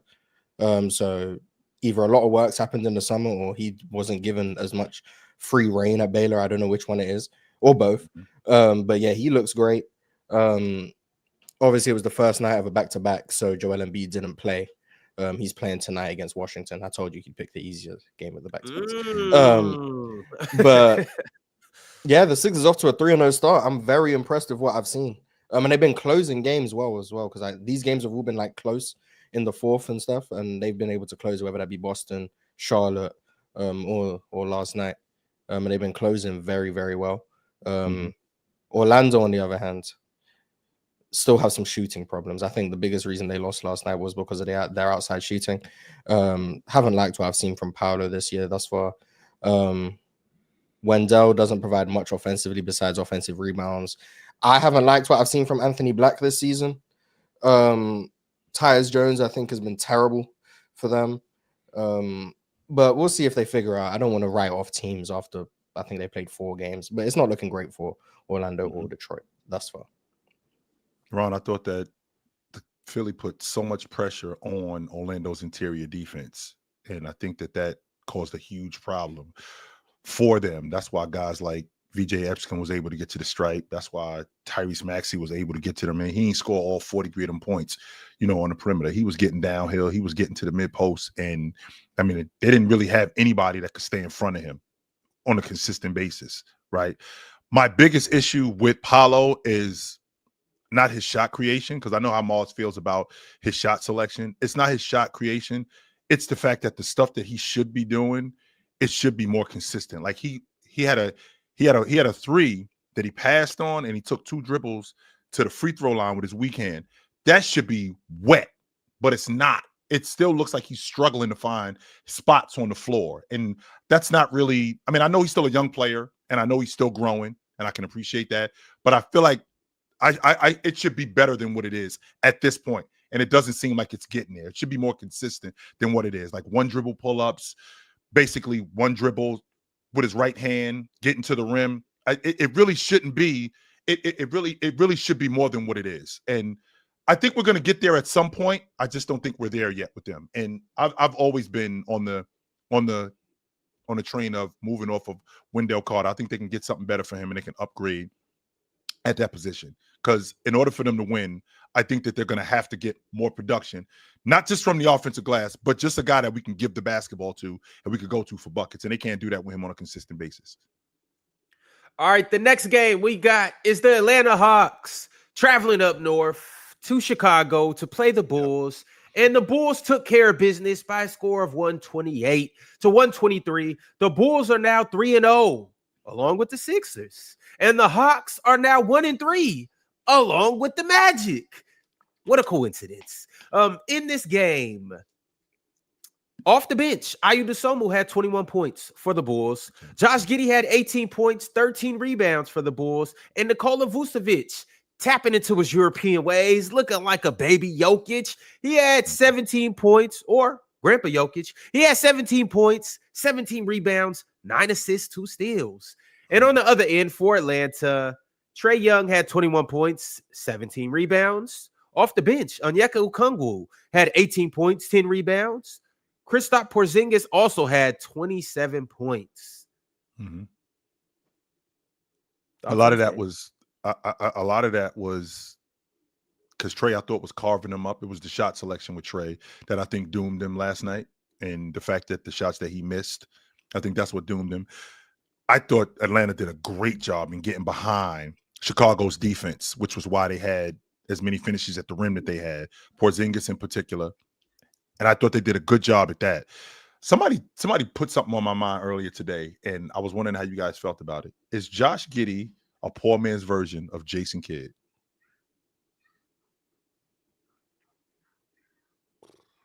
Who put that on your mind? I just heard it earlier today. Could have been. You know how much of a peasant Josh Giddey is in comparison to Jason Kidd? Chill. I would much rather say he's a rich, damn near a billionaire version of Ricky Rubio. Okay. All right. Mm-hmm. I like that. All right. I think he's winning. I still think he's winning most improved this year. I thought he was great last night on the glass. I thought he gave them some second chance opportunities that they otherwise wouldn't have gotten. That big rebound at the end when he took Dyson Daniels to the rim and he ended up coming up short and then got the rebound and was able to get the ball back, and they ended up moving the ball and got fouled and went to the stripe.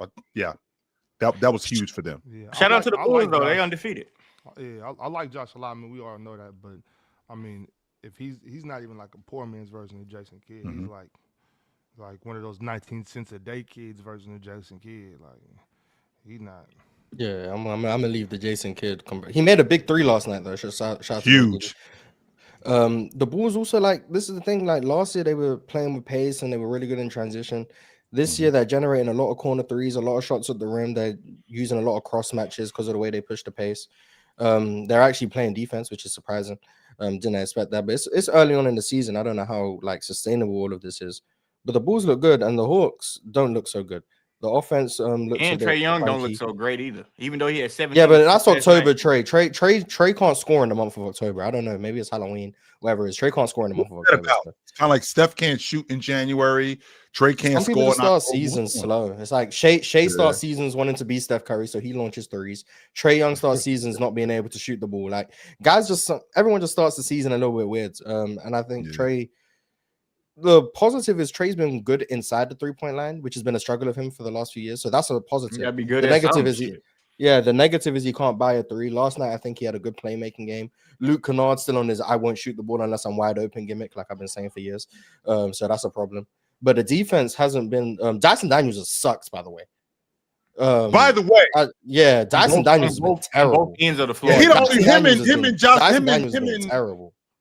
Them two dudes, him and Jalen Johnson. The only reason why I watch Atlanta. And now Jalen Johnson been good. Jalen Johnson been. Jalen Johnson been damn near look like a lot. If you ask me.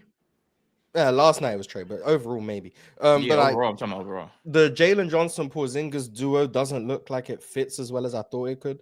I want to see Onyeka out there a bit more. I want to see Mo Gay out there a bit more. I want to see Luke Kennard try shoot the ball. Dyson needs to pick it up because at this point, Nikhil has been better than him. Like, at this point, he's the Hyundai Sonata. Yeah, I don't know. Yeah, this ain't no Bentley. I'll say that. Whatever I've been watching from Dyson ain't no Bentley.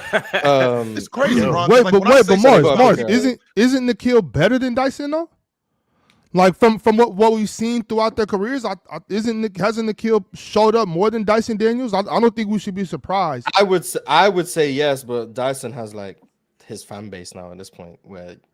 Because he's he earned his fan base though. He earned his fan base. Don't get me wrong. I don't think Dyson is weak. I don't think Dyson is weak at all. But I do think Nikhil is better than Dyson as an all-around basketball player for sure. He does a lot more offensively. I'll say that. Mars. You know how I kind of feel about this, and I've been preaching this a lot over the last couple of years with this basketball stuff. Trae Young had a good playmaking night last night, but I don't consider a lot of that shit like really playmaking. I consider it just like basic stuff, basketball, like a basic stuff. Yeah, like it's basic shit, like a motherfucker like overhelp on Trae Young driving to the paint. He passes to a corner shooter. It's like, bro, like is playmaking meant to be difficult?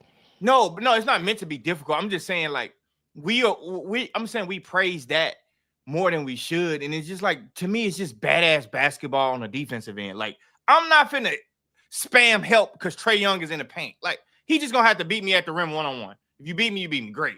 But I feel like Trae Young could play better if they quit this dribble drive type shit, man. Like this, I'm so sick of seeing it. Like I'm tired of seeing the basic offense and people like okay with it because he'll have 17 assists on some shit like that. You know what I mean? And it's just like, bro, this shit just look, but he's shooting bad. Something got to change if you got the ball all the time and you shooting bad. Something has to change to me. But why isn't he? They keep doing it, and it just I don't know. It's just like they kind of use these teams, these teams' personnel as if they're plug and play, and everybody plays the same way. Like I don't think they're using players to their strength, in my opinion. That's just how I feel, and I've been seeing it, and I'm like, what the fuck am I like? I hate watching that shit sometimes. Like I like watching teams that use players to their strength. Like I really like that shit. So I don't know. I just feel like the Hawks can play a lot better if they change some shit up. That's my opinion. I just think so. He's shooting. All right, fellas. On the season again.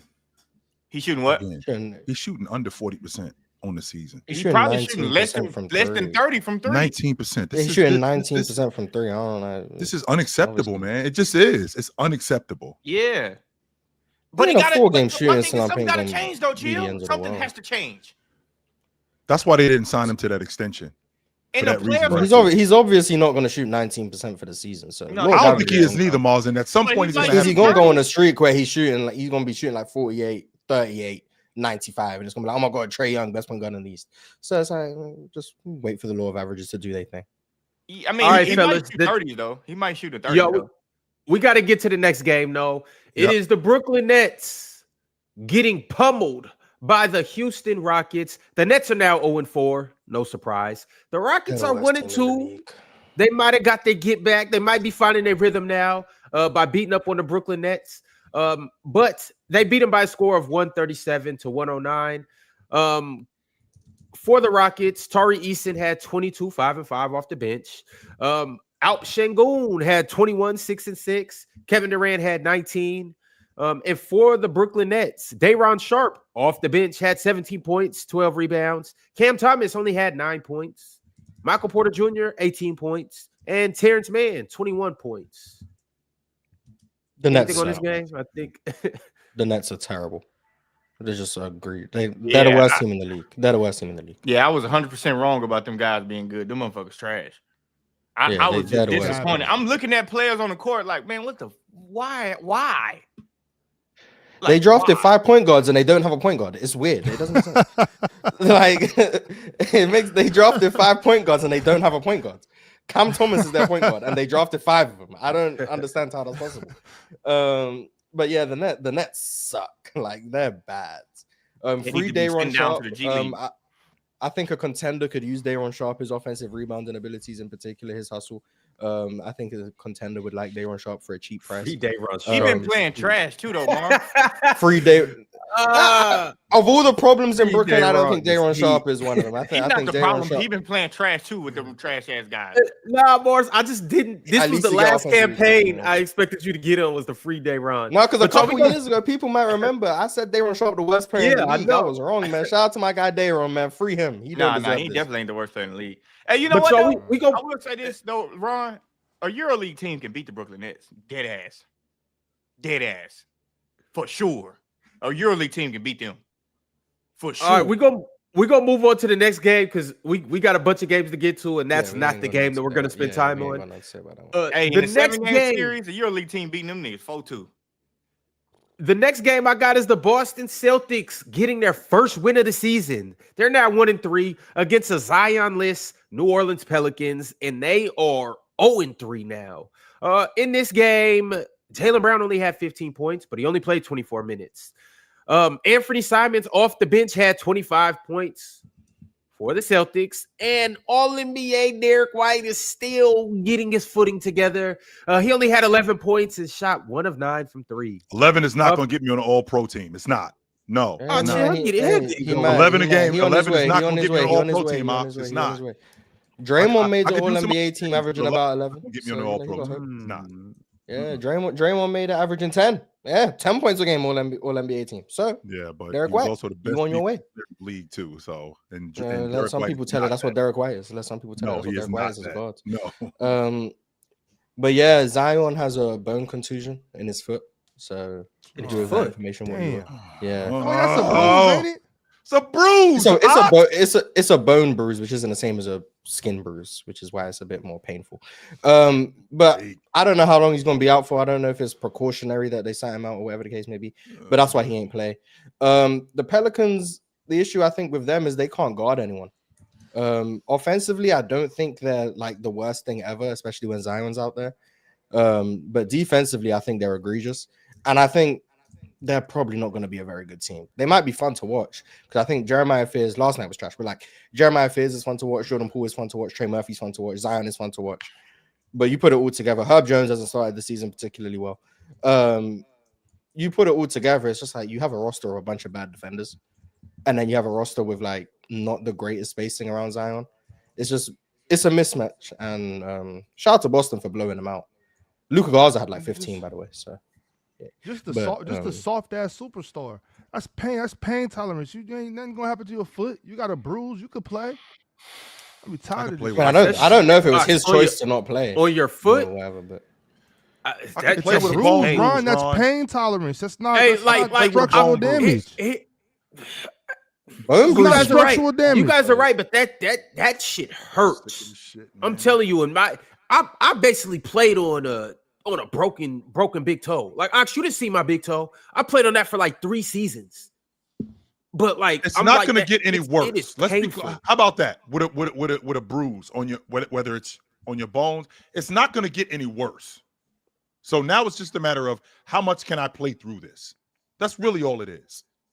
And with the injury history of Zion, this just compounds his time in New Orleans. Like now we're missing games, not because of turf toe, but bone bruises. That's what we're doing. It could be as painful as you absolutely can make a bone bruise worse. By the way, I don't know why you said that. It's not a regular you can bruise, make it it's worse. a Like contusion. you hear the word bruise and you think it's just you have a purple mark. No, like It's a that means contusion. your bone is structurally compromised. It's just not broken. But that's what a bone bruise is. It's like I don't want to say dented, but like your bone is compromised structurally.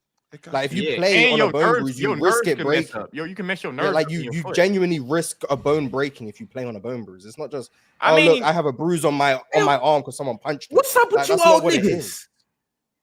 You two old niggas. We tired of you soft ass young niggas. That's what's wrong with us. Look at you two old niggas. Hey, everybody. Just type in old nigga in the chat. Y'all acting like old niggas today. Ron, as an old nigga, I'm tired of soft ass young niggas. That's what's wrong with me. For real. That's a fact. I damn near broke my foot, and y'all want me to play the next night? Hey, I ain't gonna lie though. Ox. I mean, you know, Deion Sanders started having his issues too. You know, he played with a damn near broken toe a little bit, and I think that kind of messed him up a lot. That's what he was saying. Like somebody told him, I think it was a bone bruise or some shit, and somebody told him. Yeah, something happened with his toe for sure. Like the last couple of years, like it was messed up. He kept playing, and now shit, he got like 2 of them now on 1 foot. But hey, man, you got to be careful with them bone bruises. How many he got, Chill?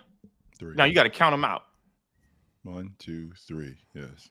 Man, that nigga cutting off feet and shit. That sound like diabetes to me. You know, I don't know. It's blood clots. It's blood clots. But I'm saying, blood clots. Okay, it's blood clots. But I'm saying he talked about how he started having issues with that.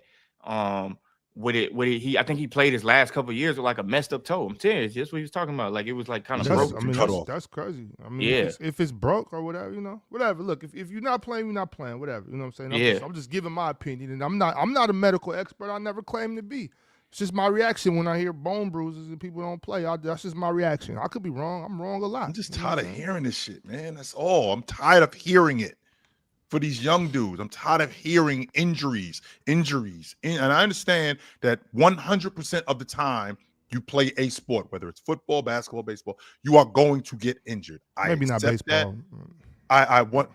You ain't never been beaten by a 90-mile-an-hour pitch. Oh yeah, well that's well that's okay. Yeah, and pitches, like I said, pitches hurt their shoulders and hitters. That's why they wear those things on their elbow because they hurt their elbow. Shit, I was trying to practice that shit with my son. I got hit by one of them. That shit hurt hella bad, and he ain't throwing. Somebody throwing a rock. You got a bone. You might got a bone bruise. Yeah. Shit. If I had a bone bruise, Mars, you'd never know because I ain't no young punk.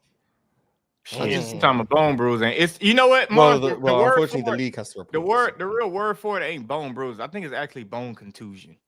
Yeah, but contusion is a bruise. That's what it is. Yeah, but it's just blood. It's just blood trapped under your bone. That's what it is. So you have that shit hurt like hell. There's blood. No, I understand that. I understand that it hurts. You know what I'm saying? And I'm not trying to say it doesn't hurt, right?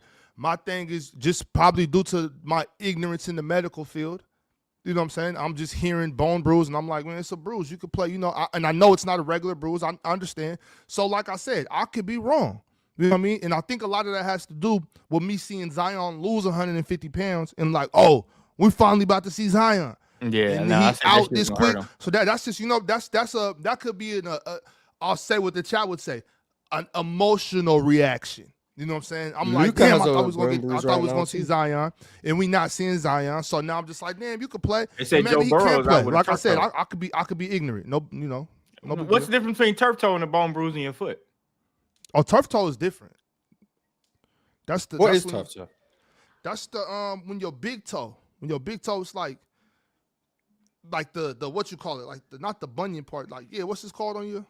Yeah, that's the bunion part. But like it's really when you stub your toe like real bad. Like real bad, and you really can't bend your toe. Move it. But a lot of people don't understand the functionality of your big toe and how important turf that is. Toe running, is a cutting, or tear of the big toe. Like this is what Ron said. Yeah, this one right here, right? Yeah. Turf toe. I'm not gonna lie. I have the same turf way toe. we Y'all wanna see minimizing a it? bone bruise. I could be like, guys missing games because they stubbed their toe. Yeah, y'all want to see my turf toe? But this is what I'm saying about. No, we don't put that foot up on. But I was gonna give y'all a physical description. I was saying the same thing with Dion. When that blood get trapped up there and it swells up, and you keep playing and you keep trapping that blood there, what do you think could possibly happen? Did it explode? You can get a blood clot, yeah, for sure. You're gonna get a blood clot. That's what I'm saying. That's what I'm telling you. What happened with Deion? It's the same thing. Even with the turf toe though, you get they From got Ohio. They got a tape job No, for that. Deion Like no, they not put, that Deion. so what they No, do? So imagine my hand is my foot, right? They put the tape down here, and then they put a strip of it on this on the toe to straighten it out, and they put the tape around that one, and it holds it. I had that shit for a whole season. You know what I mean? Like it's crazy. You know what I'm saying? But Yeah, that shit is crazy. it hurts. But yeah, you don't want to mess with a turf toe though. I'm telling you, like that shit, like your finger. I didn't jam my finger to where my shit was purple for like 7 months. Like my pinky finger was like purple for like 7 months, like just dead ass purple. And I didn't know. I was a young kid at the time. I didn't know, like, bro, you could like somebody told me, like, bro, you could get blood clots and shit. I'm like, bro, I'm just playing. Shit. Then I got to go to that treatment. They got to massage all that blood out of there. They got to get that blood flowing back. That's not good when your blood stop flowing and it clot up like that. That's not good for you. I know being tough is cool, but hey, man, sometimes, you got to kind of, listen to the doctors a little bit. Yo, until they start forcing jabs on you. Nah, I ain't doing fellas, that one, though. I got 6 more games that I got to get through. We are just going to speed through these. I'm just going to tell everybody the score, the stats, and if it's something that's pressing for us to talk about, we'll come back and talk about it. Y'all want to take intermissions on bloody toes and bones and whatnot. So this is where we're at right now. But the next game that I got is the Toronto Raptors getting smacked up by the San Antonio Spurs in San Antonio. The Raptors are now 1-3, and the Spurs are undefeated. As Mars mentioned earlier, they are 4-0. The Spurs beat the Raptors by a score of 121-101. Now, for the Raptors, this is kind of what happened. RJ Barrett got busy, 9 of 18. Let a certain someone tell it he still had a bad game, but he led him in scoring. Off the bench, Colin Murray-Boyles had 19 points. I'm assuming that's his best game of the season so far. 3 of 5 from 3, too. And he was guarding Wemby. Scotty Barnes only had 8 points. Brandon Ingram only had 14 points. Ouch. How disappointing. For the San Antonio Spurs, Victor Wembanyama still looking spectacular. He only shot 8 shots, like how Jordan mentioned earlier, but he went 7 for 8, didn't shoot any threes, went 10 of 10 from the free throw line, finished with 24 points, 14 rebounds, only 1 block though. And that was pretty much it. Stephon Castle had 22 points as well, 6 of 12 from the field. That's what happened in that game. We have the OKC Thunder beating the Dallas Mavericks by a score of 101-94. The Thunder are undefeated at 4-0. The Mavericks are now 1-3. For the Thunder, SGA, as mentioned earlier, he had 23 points, 8 assists. It was a light night for SGA. Also, Chet had 18 and 11. He's continuing his spectacular start to the season. On the other end, and shout out to AJ Mitchell, too, 17 points off the bench. Aaron Wiggins, also 11 points off the bench. They have been balling all season and continued that last night. Anthony Davis on the other end had 26 points, 11 rebounds, 3 assists, and that was pretty much it for the Mavericks. Cooper Flagg didn't really have a rookie of the year type of performance. Only 2 points, fellas, 2 rebounds, 2 steals. So he had a 2-2-2, and he went 1 of 9 from the field. All right, moving along to the next game. This game went into overtime. The Utah Jazz and the Phoenix Suns, and the Jazz pulled it out by a score of 138-134. The Jazz are now 2-1, and the Suns fall to 1-3. Lauri Markkanen, as highlighted, had 51 points, a big 51 for Lauri. Lauri did that shooting 14 of 32 from the field, 6 of 13 from 3, and 17 of 17 from the free throw line. 51 points, 14 rebounds. Does anybody want to speak into this? Yeah, I watched a little bit of that Utah Jazz game last night, and I'm not buying into they're tanking. I think they are trying to play basketball. I think that they did a great job in the paint. Walker Kessler actually looked viable as a big last night, and it looked good. He looked like he could finish around the rim with some of the best of them. And I know that it's early, but I like what I saw from him. I thought he did a good job against Mark Williams last night. I'm really interested to see what happens when they get when they get Isaiah Collier back, because I'm not impressed with the kid Keontae George, is that his name? I'm not impressed with him at all, to be honest with you. I don't think he's a point guard. I think that they could get so many more better looks if they had a legit distributor, like a guy that could pass, because I don't think that he really does much outside of trying to score. But I love him in general. I love Lauri Markkanen just as a transition player. And like we talk about guys like Giannis, Pascal Siakam, Jaylen Brown. Like I think we leave out Lauri Markkanen as a transition player in the league. I think he's one of the best transition players in the league. His stop and pop game, plus his ability to finish in traffic in transition, is one of the best. And I keep leaving out the fact that he a legit 7-footer. So, I mean, I don't think Utah is I made a point of emphasis that I was going to watch more Utah games this year because I was going to watch more Lauri Markkanen. And I'm impressed with what I'm seeing from him early. I am. I'm impressed with what I'm seeing from him early. And I think Filipowski is going to get better too. So this team will probably be bad for the most part, but I don't think that they're going to be Brooklyn bad. I don't think that they're going to be at the bottom of the league. When I say at the bottom of the league, I don't mean the worst team ever bad. I think that teams that play them are going to have a difficult time dealing with them. And last night was evidence of that. And Lauri wasn't the only person that got busy for the Utah Jazz. Chill, speaking of which, Keontae George had 26 points, 10 assists. Yeah. Had a good game last night. Walker Kessler had himself a double-double too and a night. He had 25 points, 11 rebounds, 4 assists, and 4 blocks. Great around. Talk about a starting center. Great. And on the other end, Devin Booker just had a light 34 and 10. They ended up losing, but D-Book had a solid game as well. The next game that I got Jalen Green back. When do they get him back? Like, what's going on? This week, hopefully. They said it's day by day at this point, but I don't know when.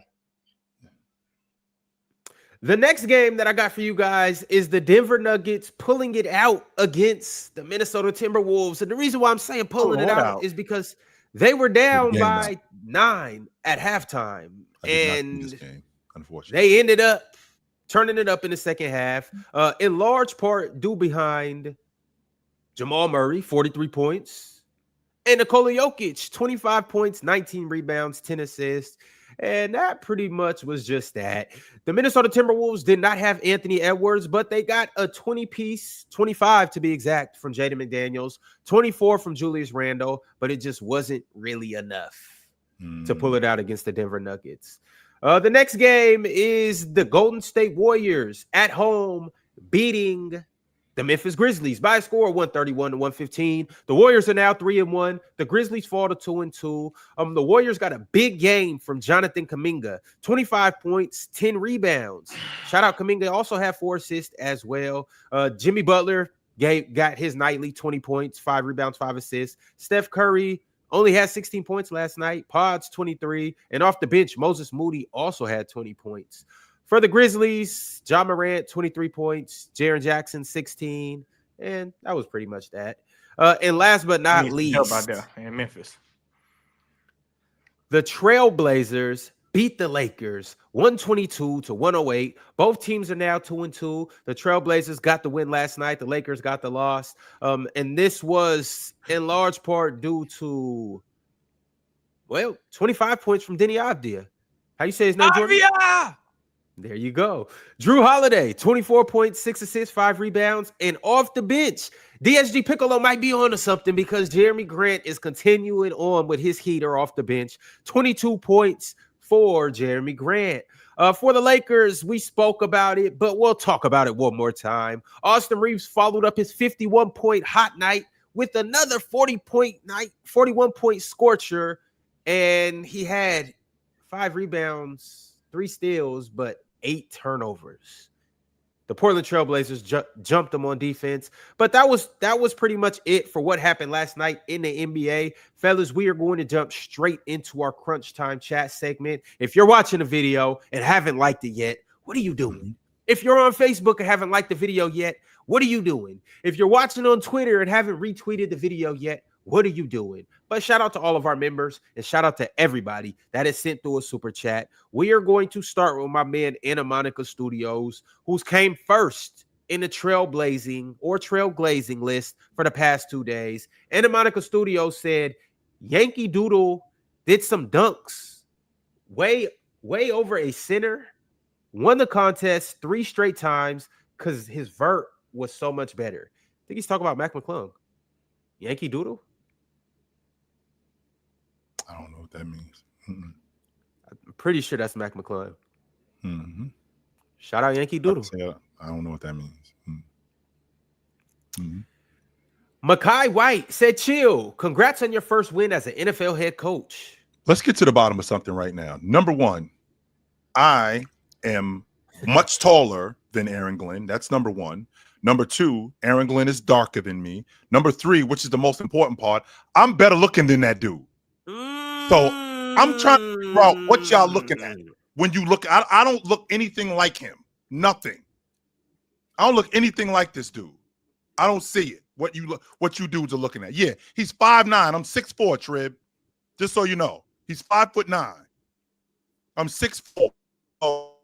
I'm much better. I'm much skin. I'm and I'm better looking than him. And he older than me too, on top of that. I'm younger, I'm bigger, and I'm better. Y'all do what you see want. Yeah, I see it. So enough of this 5'9". Aaron Glenn stuff. He got that. He got the snow on the He a chin. football coach. He got the snow on the chin. I'm Football salt guy. and pepper. Just so we clear.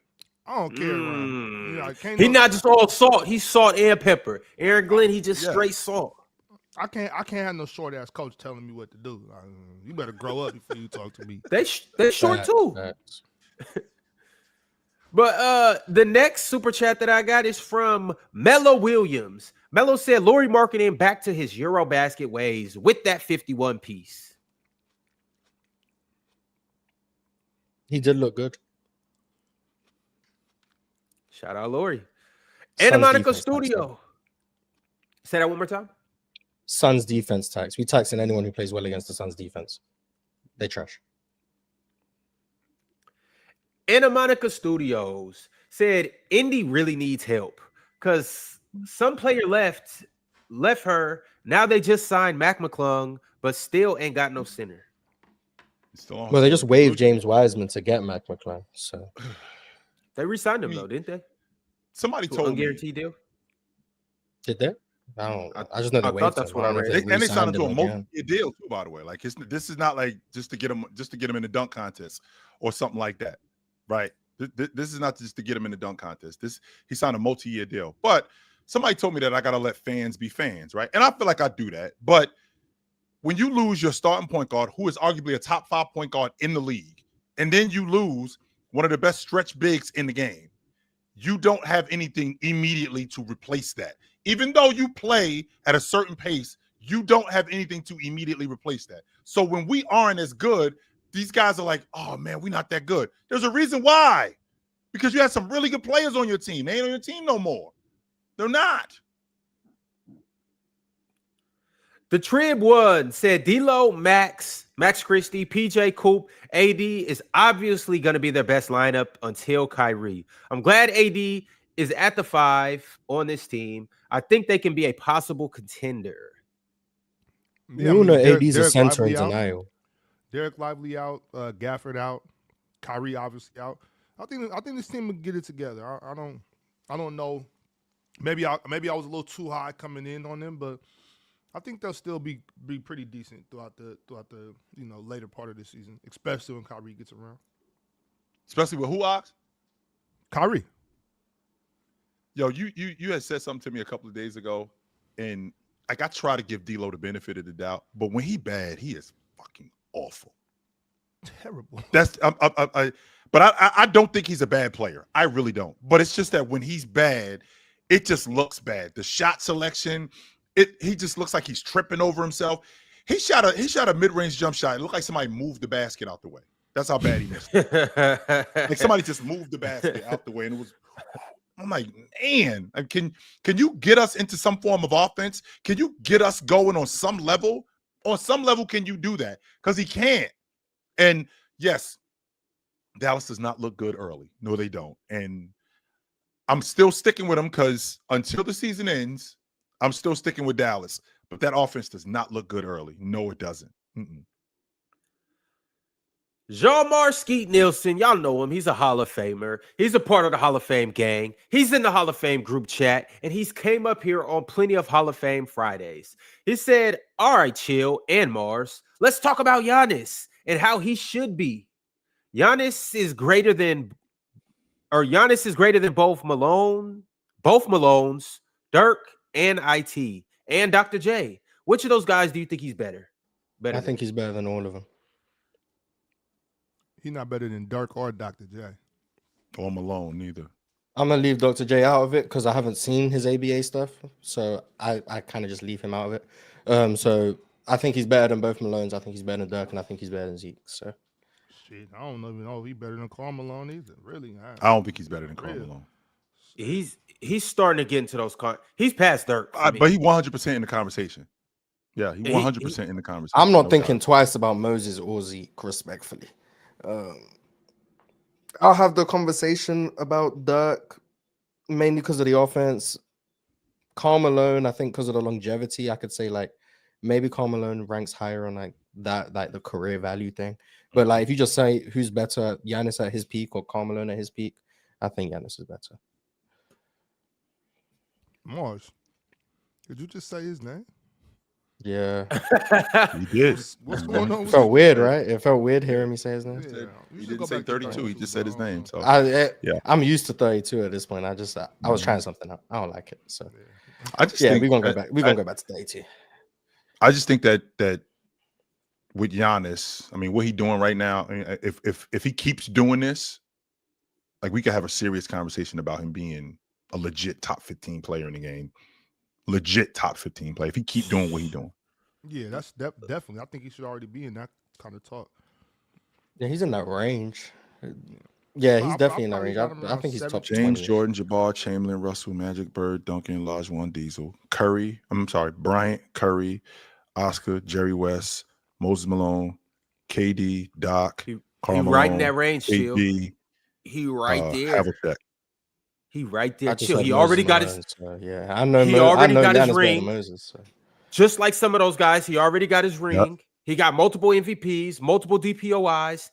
He about to damn near grab a scoring title this year, or one DPOI. He damn near about to grab a scoring title this year. Mm-hmm. He got multiple All NBAs, multiple first team All NBAs, and on top of that, how old is he? 30.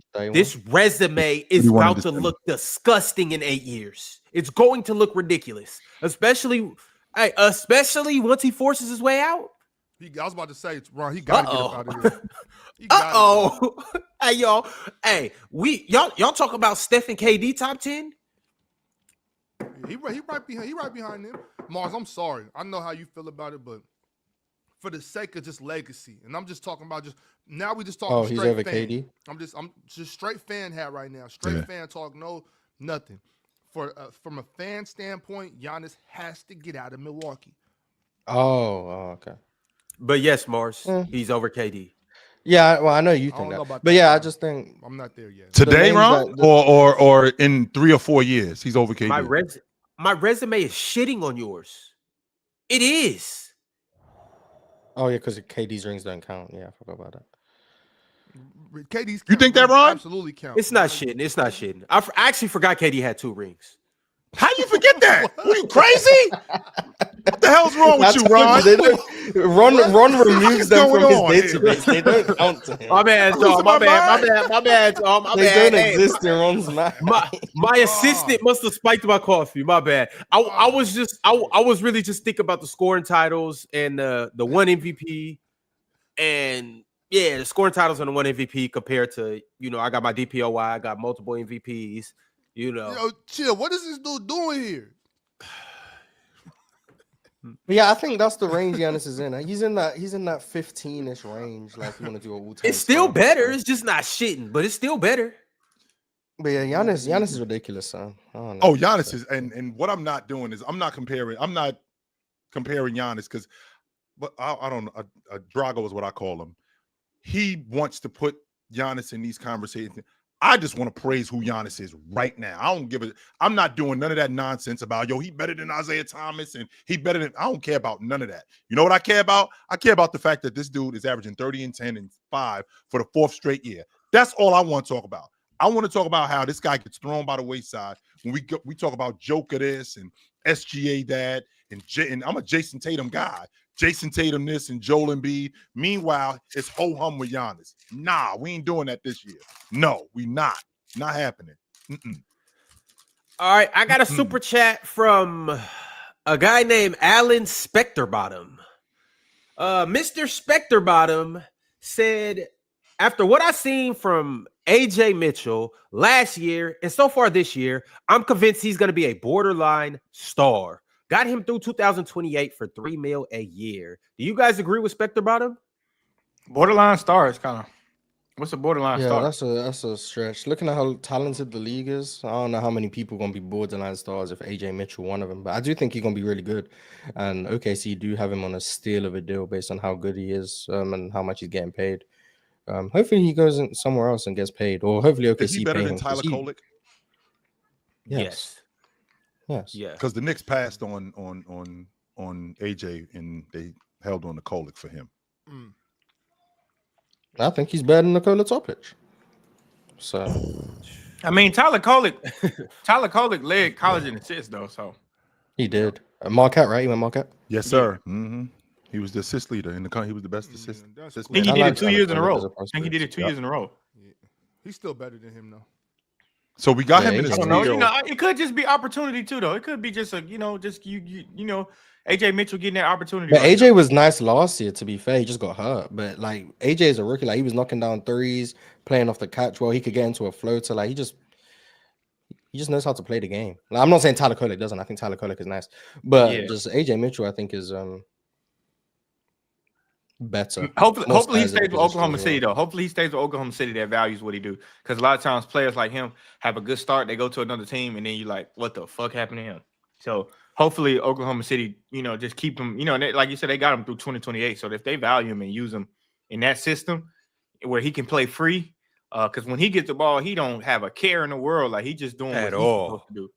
And he goes in. So but also Jordan, he hasn't been forcing anything too. And that's the thing I like about him. No, I mean, he get to play free. He's playing within the flow of the game. No, you're right though. And I mean, but they're putting the ball in his hands down the stretch though.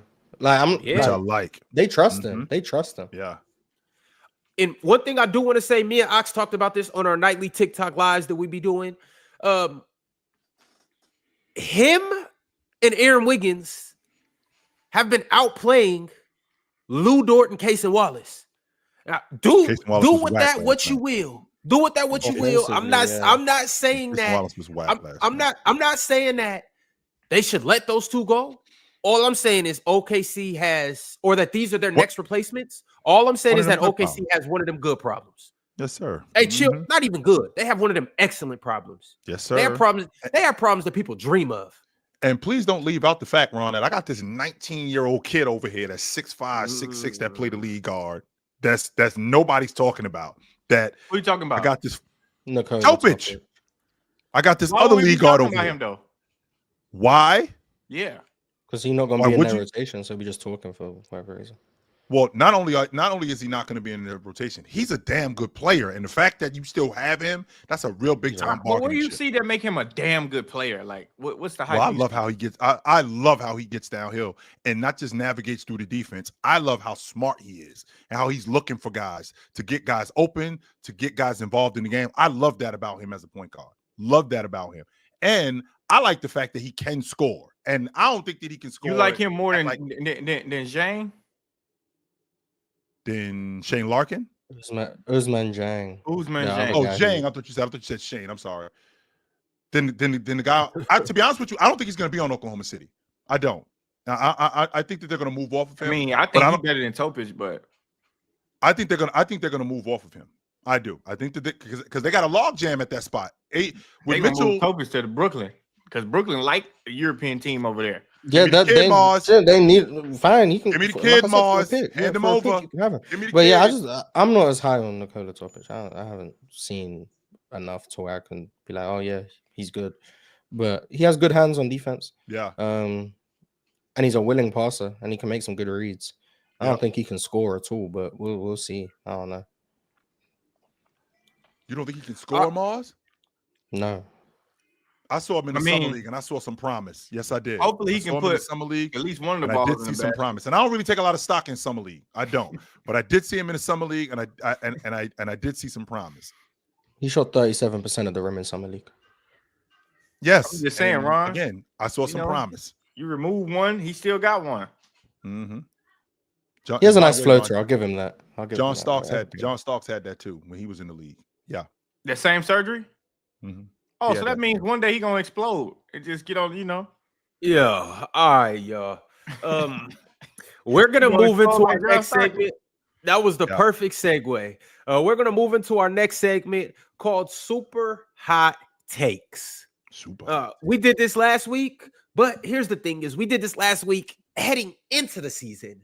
Now we have a week to base our takes in. Now this is going to give us a good base for what we can project or how we feel in this moment of time. Super hot takes, fellas. I'm going to go around the room a couple times, and I want to hear what you guys got to say about what you've seen. And remember, this can be crazy, but not ridiculous. That's not ridiculous to say at all. Well, I'm not going first this time. Should I go first? Don't trip. I got you, Drake.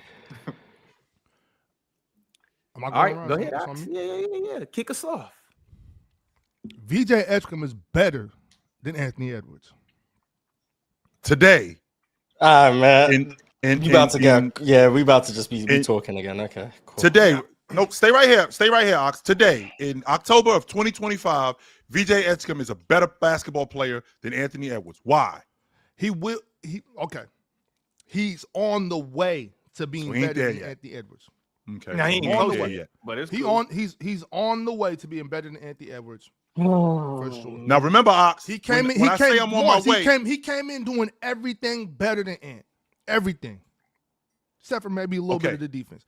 He does. Right. He came in doing everything better than Anthony Edwards. Now, Ox, remember, when I say I'm on my way, I'm still like getting dressed at the house. Like I didn't leave the house. I don't got my keys. Nah, he in the I ain't get in the car yet. He got in the car. He in the car already. So he in the car. So he's in the car. I ain't gonna lie, he in a different country, Ox. Might not like he actually en route. Yeah, in a different country. He like he on his way from one country to another. Driving. He on like a 69-day road trip. No. Better athlete, Ox. Just as good, if not better. Better jump shooter. Yep. Better with nicer with the peel. Good enough. Chill. That don't mean too much for me. Like all the all that he get where he need to go. That's good enough for me. Okay, right. Because the bag thing isn't really that. The bag thing isn't really that important. Yeah. Better with the ball, jump shooter, athlete on defense, versatile, more versatile. Just as. Better one-on-one defender. Just as. Coming into the league, by the way. Just as, yes. So are we? Are you? Man, it's gonna be so bad when VJ start putting up stinkers. Well, I don't have stinkers as a rookie. Because when VJ gonna have a lot when of I show up, when I show up VJ to the league and I'm able to do something better than somebody else, are you suggesting that VJ Edgecombe is going to improve at the rate that Anthony Edwards improved at? Yeah, why not? I mean, Anthony Edwards. I like Ant. Y'all know that. So this ain't Ant hate. This is just VJ Edgecombe just hype. You know what I'm saying? I don't.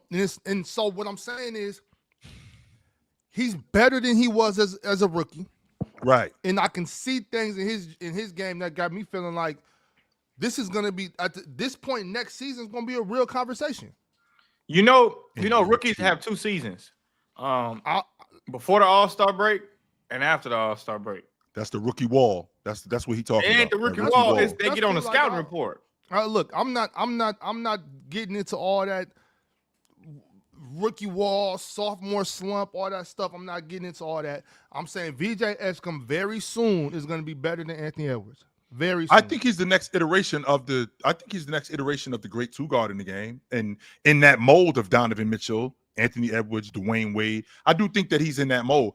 I think him and Anthony Edwards are light years away from each other. Yeah, because why do we got to compare him to Anthony Edwards? Like, why can't we compare him to like Zach? But it's the hot take segment, so we got to say something. Not only that, I think it's in terms of athleticism. It's not even necessarily just comparing the two. It's just that I'm saying I'm going for the. So he's not the comparison. He's the mark. So is VJ better than Donovan Mitchell? He will be at some point. But you said he better than Anthony Edwards right now. What'd you say? But you said he better than Anthony Edwards right now. I'm not trying to get into the Donovan Mitchell hate thing right now. I'm talking about VJ. Like you saying VJ, you just. My thing is you pick Anthony Edwards, meaning you skip a lot of other good two guards. I'm not necessarily skipping anybody. I'm just saying where Anthony Edwards is. I don't care who you got above or beyond under Anthony Edwards. I'm just talking about that's the benchmark. That's the benchmark of a great shooting guard. I'm using Anthony Edwards because he's a two-way player. He's great on offense, great on defense. You know what I'm saying? He's a good mark of where you could be to be great. VJ Edgecombe is on his ass. Ox as just a bucket getter. He's think that by next right, you know as an ox, athletic. No doubt. Pun intended, by the way. Yes, pun intended. Strong as an ox. What I'm saying, what I'm asking you is by year 2, you telling me that he's going to be close to Anthony Edwards in terms of his ability to get buckets. I ain't even let's just stay with the getting buckets part. He'll be close to Anthony Edwards. So his know-how to score at the pro game will be close to Anthony Edwards. Even though we got film on him, we know who he is as we know who he is as a jump shooter. We know who he is as a driver. He still wouldn't Chill, be. You think that you see the thing is, Chill, you think that VJ Edgecombe's only scoring because people don't know that he's good? I mean, scouting report definitely matters. Yes, it does. 100%. Yes. When we start to do homework on you, when you start getting what you like to do now. When we start to do homework on you. So y'all telling me that nobody's seen Austin Reeves play these past couple seasons, and he just getting buckets because they don't know what he's gonna do? No, but Austin Reeves is just flat out more skilled than VJ Edgecombe. So some things you can't take away from Austin Reeves. Like you can't take away Austin Reeves make witty and tough shots. We haven't seen VJ Edgecombe has been playing great, but he's been playing based off a lot of athleticism. He's getting good looks too, but you're gonna see him try to turn the corner in a couple of weeks, and it's gonna be a little difficult for him. You're gonna see they start loading up because they're gonna just make adjustments. That's just usually what happens. You know, teams get the scouting report after people go crazy within the first week of the NBA. As the season prolongs, when teams start game planning and getting ready for playoffs, and they start sending out scouting reports, you start to see rookies play a little bit worse. That's just usually what happens. So this is the thing. When you scout and you say, oh, when this kid come around the corner, I need you to step up and be here, and then you try to step up and be here, and that kid is blowing by you, that scouting report ain't saving your ass. I mean, not the on-ball defender, but the help defender. I can help over. Spot, and you physically can't beat him to that spot. When you say, I can beat him there as a help defender. Up over you and jumps over you and he's shoots not the that. fastest. He's not the fastest person we've ever seen in the NBA. Like he don't got to be. He just got to be faster than the guy that you're talking about scouting him. Yes, but that's what I'm saying though. If he blowing by somebody and we can't get a help on him, he's not Zion. Like he's not Zion. Like they just gonna overhelp and force him to and see if he can make that extra pass. He's already making those passes. I'm seeing him throw this skip pass over to that corner. That's what I'm saying. But you only see it in 3 games already. You only see it in 3 games. In those three games, I'm seeing him make these passes. I'm seeing him make. I don't need to see you do it for 3 years. I see you do it. I'm saying by game 30.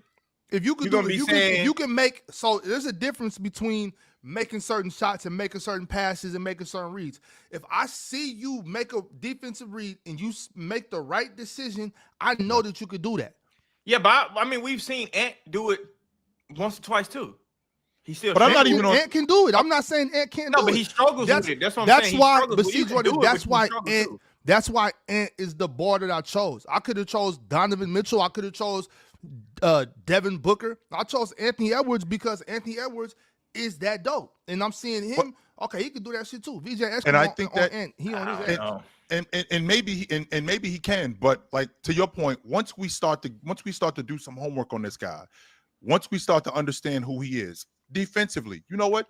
Not only do you struggle against left-handers, you struggle against left-handed post-up guards, whether they're big guards or small guards. You struggle against those guys. So we're gonna put them dudes in space where they can score against you. You struggle at closing out. So we're going to make sure that we put you in space where you're on shooters, right? So then on offense, okay, you're not as good with your weekend trying to split because we know that you're going to try to split double teams. We know you're going to try to split traps. All right, you're not as good as handling the blitz. We're going to use all of this stuff against you early on.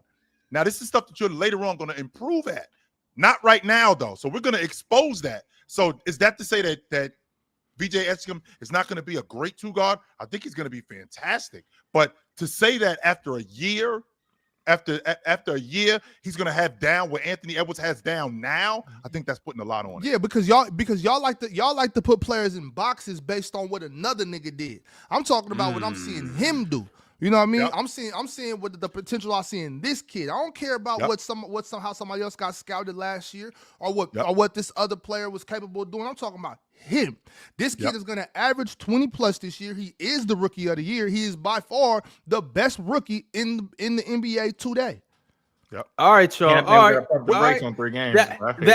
That was a smoking hot take. Mm-hmm.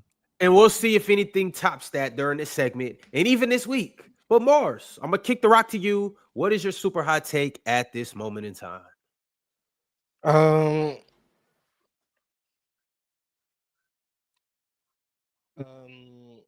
Wemby is one of the 5 best 21-year-olds the NBA's ever seen.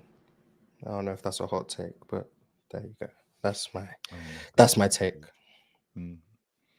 Well, if you think about the 21-year-olds, Jabal wasn't in the league at 21. He was still in college. Shaq was in the league at 21. Jordan was in the league at 21. James was in the league at 21. Luka was in the league at 21. We're thinking about Bryant was in the league at 21. What about Tim Duncan? Was he here yet? Nah, he had he was still in school.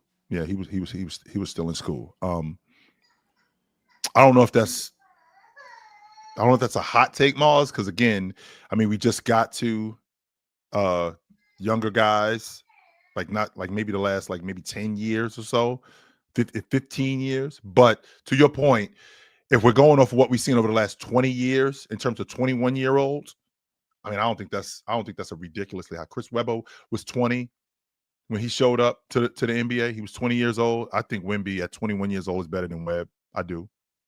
I don't think that's ridiculous for me to think that.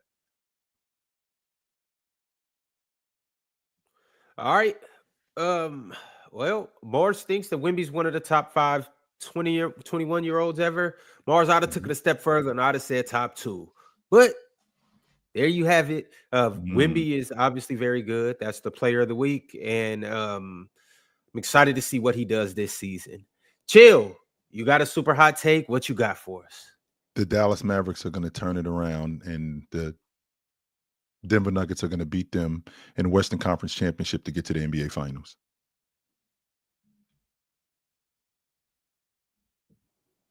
I think they're going to turn around their offense. I think they're going to be better. I think their defense is going to get better as time goes on. There's going to be some adjustments to be made. And more importantly, guys just got to play better. I know I know that might sound elementary, but I don't think it's asking a lot, Ox, for you to just play better. You got to be better than what you already are. Play better. And get healthy. Get healthy, too. I think the Dallas Mavericks are going to lose to the Denver Nuggets in the Western Conference Championship, and the Denver Nuggets are going to end up in the NBA Championship. So you're not overreacting to this at all, Chill? I'm not. No. Mm-mm. I don't like what I'm seeing right now, but I'm not overreacting to it. No. Let me see. I want to take a look at Dallas' schedule, see a couple of their upcoming games. So they actually play Indy tomorrow night. Yep. Looks like that's at home. Then they play Detroit in Detroit. Then they got Houston in Houston. Then they come back and play the Pelicans. Then they come back and play Memphis. Then they play Washington. That's their next 6 games. I realistically see him winning 5 of those 6. I had another one, but I had another one, but I'm going to keep this one to myself. Yeah, I gotta, and I know this. I know it sounds wild. I might as well tell you, dudes. I don't think Ja gonna be on Memphis by the end of the season. You taking the Suns to South Beach? That's where I'm at with that. I don't think Ja's going to be on the Memphis Grizzlies by the end of the season. I could see that, Chill, and I actually would like for that to happen. I think it's about that time. I think it's time for both parties to part ways. I think it'd be beneficial for both parties. And on top of that, it's like this is a ship that's not going anywhere anytime soon. So you might as well just free each other. He wasn't good last night neither. And Mars, I don't know what happened to his jump shot. Like, it was respectable. It just seems like it's just gone now. Like, he can barely make a jump shot. We can't hear you, Drench. But it seems like his jump shot is just gone. Like, I don't know what happened to it, but it's just gone. Heck, he can still get in the lane. He could still get by guys, but he's not shooting it with the confidence that he shot it with in years past. I never respected Joe's jump shot. So I did. Anytime he's short, I was like, we'll live with that. So, well, all right, Jordan, what you got for us? Well, I got two good ones. I'm gonna get my first one gonna be quick. Number one, I think Trae Young kind of regressed a little bit. That's number one. Number two, this is probably my real take because I was discussing this with my dad. There's only been a couple of guys in the NBA that has been must-see TV. Magic Johnson, Kareem, Jordan, Michael Jordan, and then James. No. This man said Kareem was must see Wemby. TV. That's it. Wemby is more must-see TV than LeBron James. Dead ass. Like, it's just almost. Can you explain how Kareem is more must-see TV than LeBron James? Just because it was older, during the old days, they ain't had shit else to watch on TV. So Dr. J was on TV. What do you mean? Yeah. 100%. He was more must-see TV than Kareem. You're right. Okay, I could move Dr. J and pack up Kareem and then carry on. Yeah. But I will say, Wemby is way more must-see TV than LeBron James, bro. I'm dead ass. Like, this is been a long time. This is my first long time. I'm really I could be doing something and I'd be like, Wemby playing? Like, I ain't been like that in a minute. Like, Wemby playing, let me go check this shit out. Then I go cut it on. Oh, that is because you're a Steph hater. Because I think Steph has. Oh yeah, Steph too. Steph was 100% must-see TV from 15 to 18. All those guys, Steph and Wemby more must-see TV than LeBron James. But I'm just talking about if your hot take is Wemby's more must-see TV than Bron, I'd rather watch Wemby. I'll say that. I'm talking about when Bron got to the NBA. I'm talking about him in his prime. I'm talking Wemby is more must-see TV than that. Like, the shit Wemby could possibly do on a night in, night out basis is things that never would have been done, like never could be done before. Like, every time he step on the court, it's a record that's waiting to be broken. Like, it's like, will he get 40 and 30 today? Like, Wemby damn near might get 40 and 30 one damn day. Like, what? He could have done that against Dallas if he played more than 29 minutes. And he could get 10 blocks. Yes. Like, he could have 100% done that if he played more than 29 minutes. Bro, I'm telling you, like, Wemby is like crazy must-see TV because he can do something special every single night. Like, every night he can just do something amazing. And I don't think we've had that in the NBA in a long time, bro. Like, in a very, very long time since Steph was on his crazy run. Where Steph was, unanimous MVPs and shit. But Mars, do you think the reason why you could watch Wemby over James is because James' game isn't aesthetically pleasing to you anyway. So no, I like LeBron game. Yeah, that's what I'm talking about Mars specifically because Mars that's why I'm just speaking for myself. I don't know who's more must-see TV. I think you probably look at viewership numbers and say LeBron's numbers are better. So I guess by that definition, he's not more must-see TV. But just from my perspective, if I had the choice of a LeBron game or a Wemby game, I'm watching the Wemby game. That's me. Yeah, because of the possibilities of what can happen. Because you got people who watch LeBron games just to hate. Like, I don't know if Wemby's got that level yet. Like, there's people who will act like there are people who watch if LeBron plays 75 games a year, they watching 75 LeBron games just so they can be there to hate.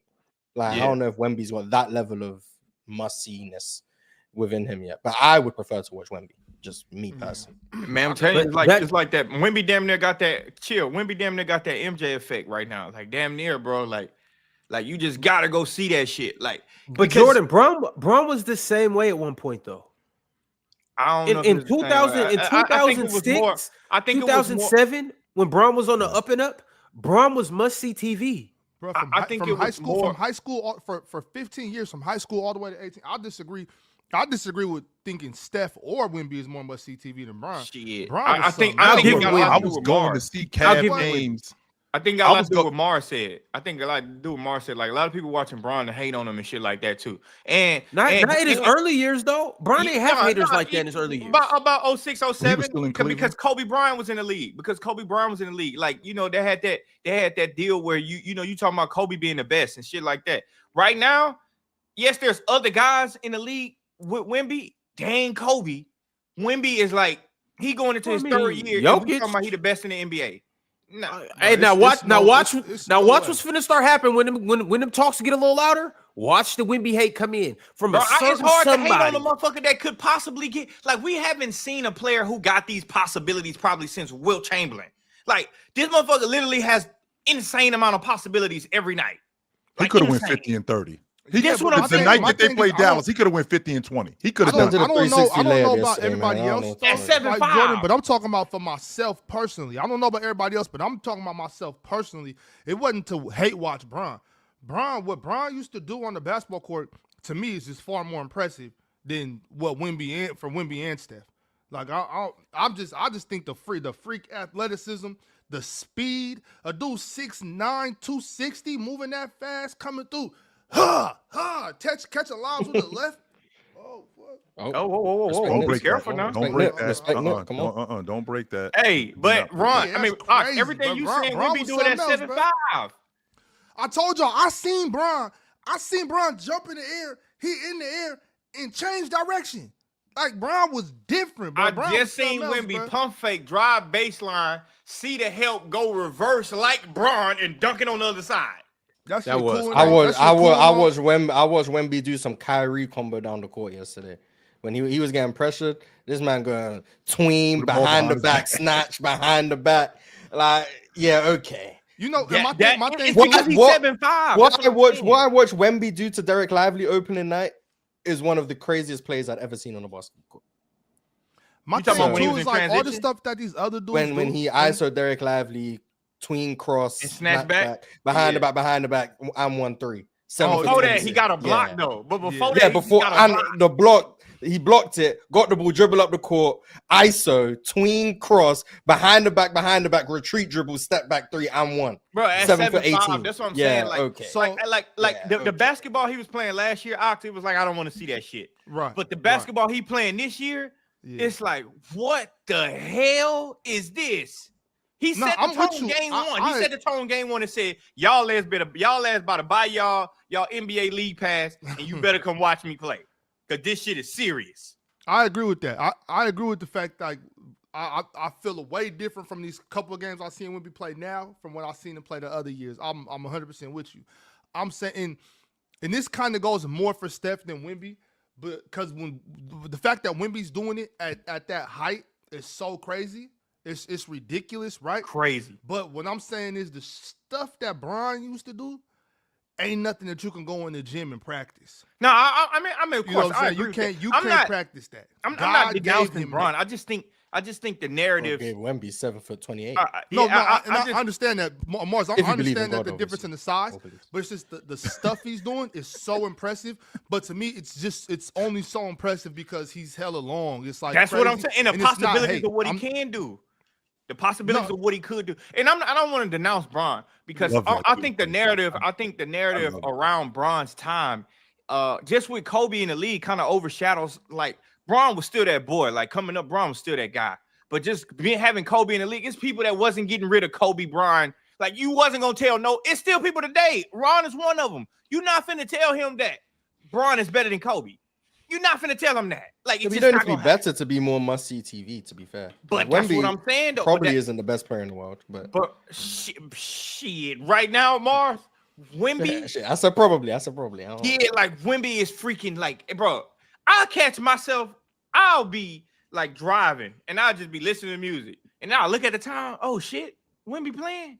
I'm going to scroll to see if I can find the game on my phone. By the way, ladies and gentlemen, my man Drench last night ditched us. Right in the middle of the show. 100% I had to go see ditched Musty us. KD. I had to go see Yes, he Musty 100% KD up ditched close in person. Yes, he did. Did you But see my to- tickets? The tickets that I had was crazy. Yo, I got young, to see the little swipe through with KD hit the dude with the ball. Close. Oh, the worst a foul call weak-ass of all call. time. Yeah, That's the a worst crazy foul ass call of call. all. That was crazy. but Yeah, that was even crazy. But even young to your KD point- even young KD to me is more exciting. Like This I- is I young still- I would KD. still- This I is would young still exciting rather than watch who? 13, 14 KD. Wemby. Than Over no, who? and Wemby and Over look, Wemby. Wemby is No. crazy. I'm impressed. Yeah, Don't but get me everyone wrong. has different things. Because I prefer to watch young KD over Braun. Like Right. so. Young Bron, See, young that's what I'm KD, saying, that was though, Mars. something Who do you else, prefer bro. to watch right Young now over Bron, did y'all Wemby? see how fast that dude No, was? Wemby's How Wemby's far he amazing. used No. to jump? Like, bro, that shit Ox, was right crazy. now, who do you prefer to watch right now over Wemby? That's Don't in say the the damn NBA Kings. today? Don't say the Kings or You no. don't say Hood. DeMontis. Come on. No, you talking about that's in the NBA today, right? Yeah. Mm-hmm. I don't think there's anybody. Okay, today. chill. Who you got? Shit, when Kyrie gets a cooking, ooh. Chill. What do you got? Right now, who do you prefer to watch right Maybe now? Giannis. Maybe Wemby? Giannis. That's the thing. That's the guy that I was Shit, thinking no. about. I like Giannis. Giannis too, but shit, no. Giannis or Curry. Curry's gonna do something. No, Giannis, Curry, or James. no. And I got Curry averaging 31. This brother Wemby could literally win everything, chill. Listen to what I'm saying. He could win everything but the assist title. That's it. So be the league MVP, be the defensive player of the year, be the All-Star game MVP, Shit, he win the might NBA improve the way championship. this I forgot season about going. champ. win the Block champ. NBA championship, win the blocks title, Gonna win that for sure. win the NBA The dunk championship. contest. Oh, He ain't winning I no mean, you see what he be doing in warm-ups? He not gonna win it. He not even gonna participate. No, Do that you see shit- what he that be shit doing in crazy. warm-ups? Also, Derrick Rose's record is in jeopardy, by the way. Like Which for is? youngest MVP. Oh, That's from fine. Wemby? Yeah, Yeah, bro. that's- This Well, brother Wemby's gonna be literally- 22 in January. So Bro, Derrick Rose was 23, right? no, he was if Wem- 22. He was 22. Was he? Yes, Oh, he my was the youngest fault, league you MVP. He was 22. I mean, Luka Chill. the MVP this year. chill. so- The Spurs about to Oh, possibly about to go 5-0 for the first time in history.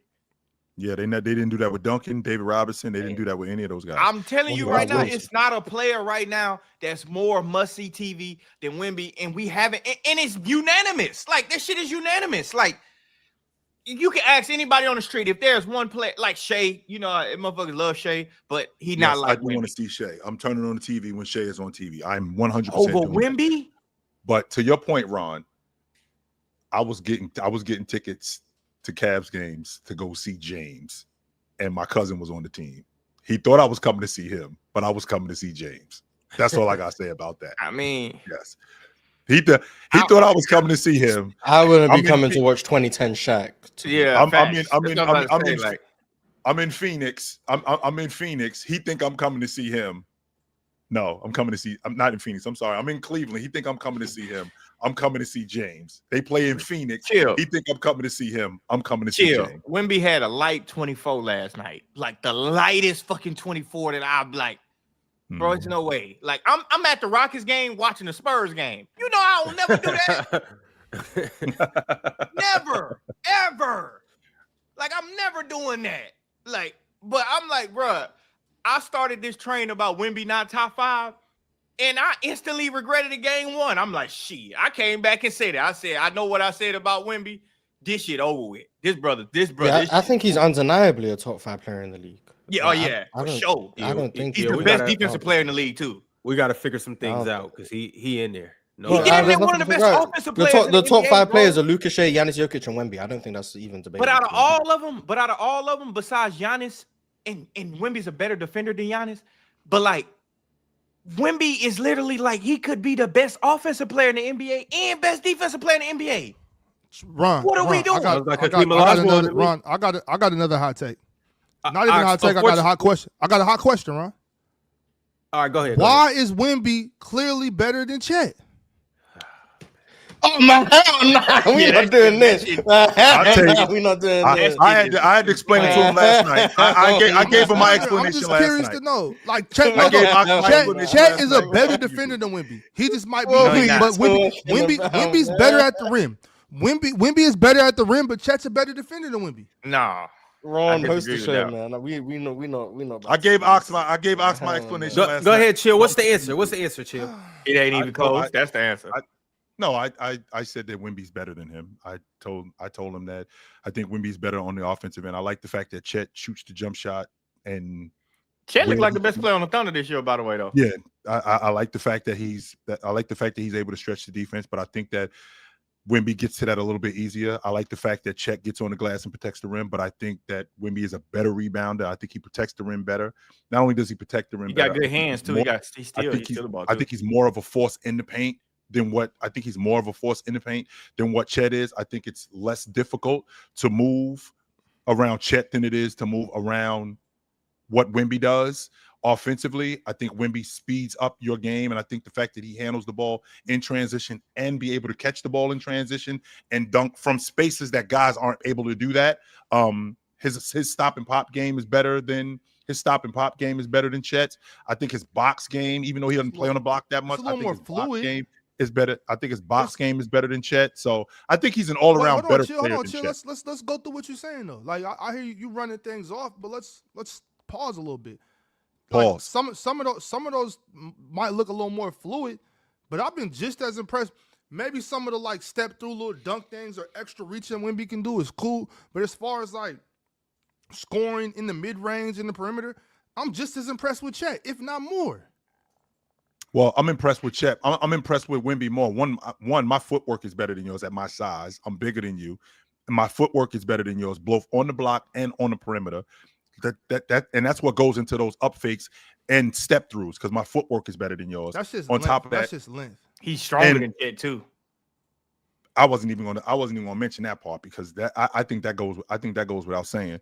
Now, when you're talking about getting on the glass, which is what big guys do, I think that Wemby does more big man stuff than Chet does, and I think that's the separator.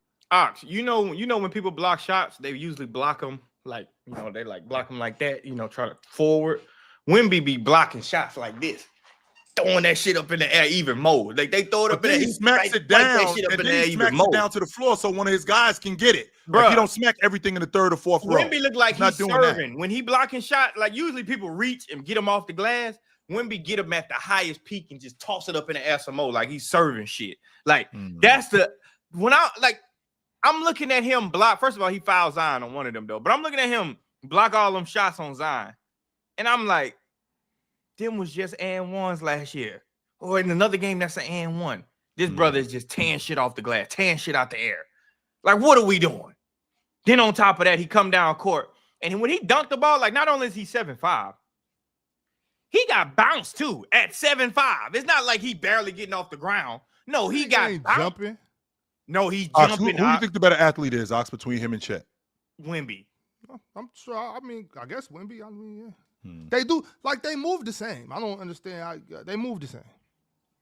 I don't think that they move the same at all. No, I'm telling you, Wemby got bounced. I think Wemby is way more fluid. I think Wemby is way more fluid. I think there's more purpose with what Wemby is doing, and I think it's more powerful too when Wemby moves. Bro, I'm watching Wemby go, and it looked like he about to barely jump, and this man climbed the ladder, and all you hear is thunder coming from the rim. Boom! I'm like, oh shit. That probably freaked some people out that day.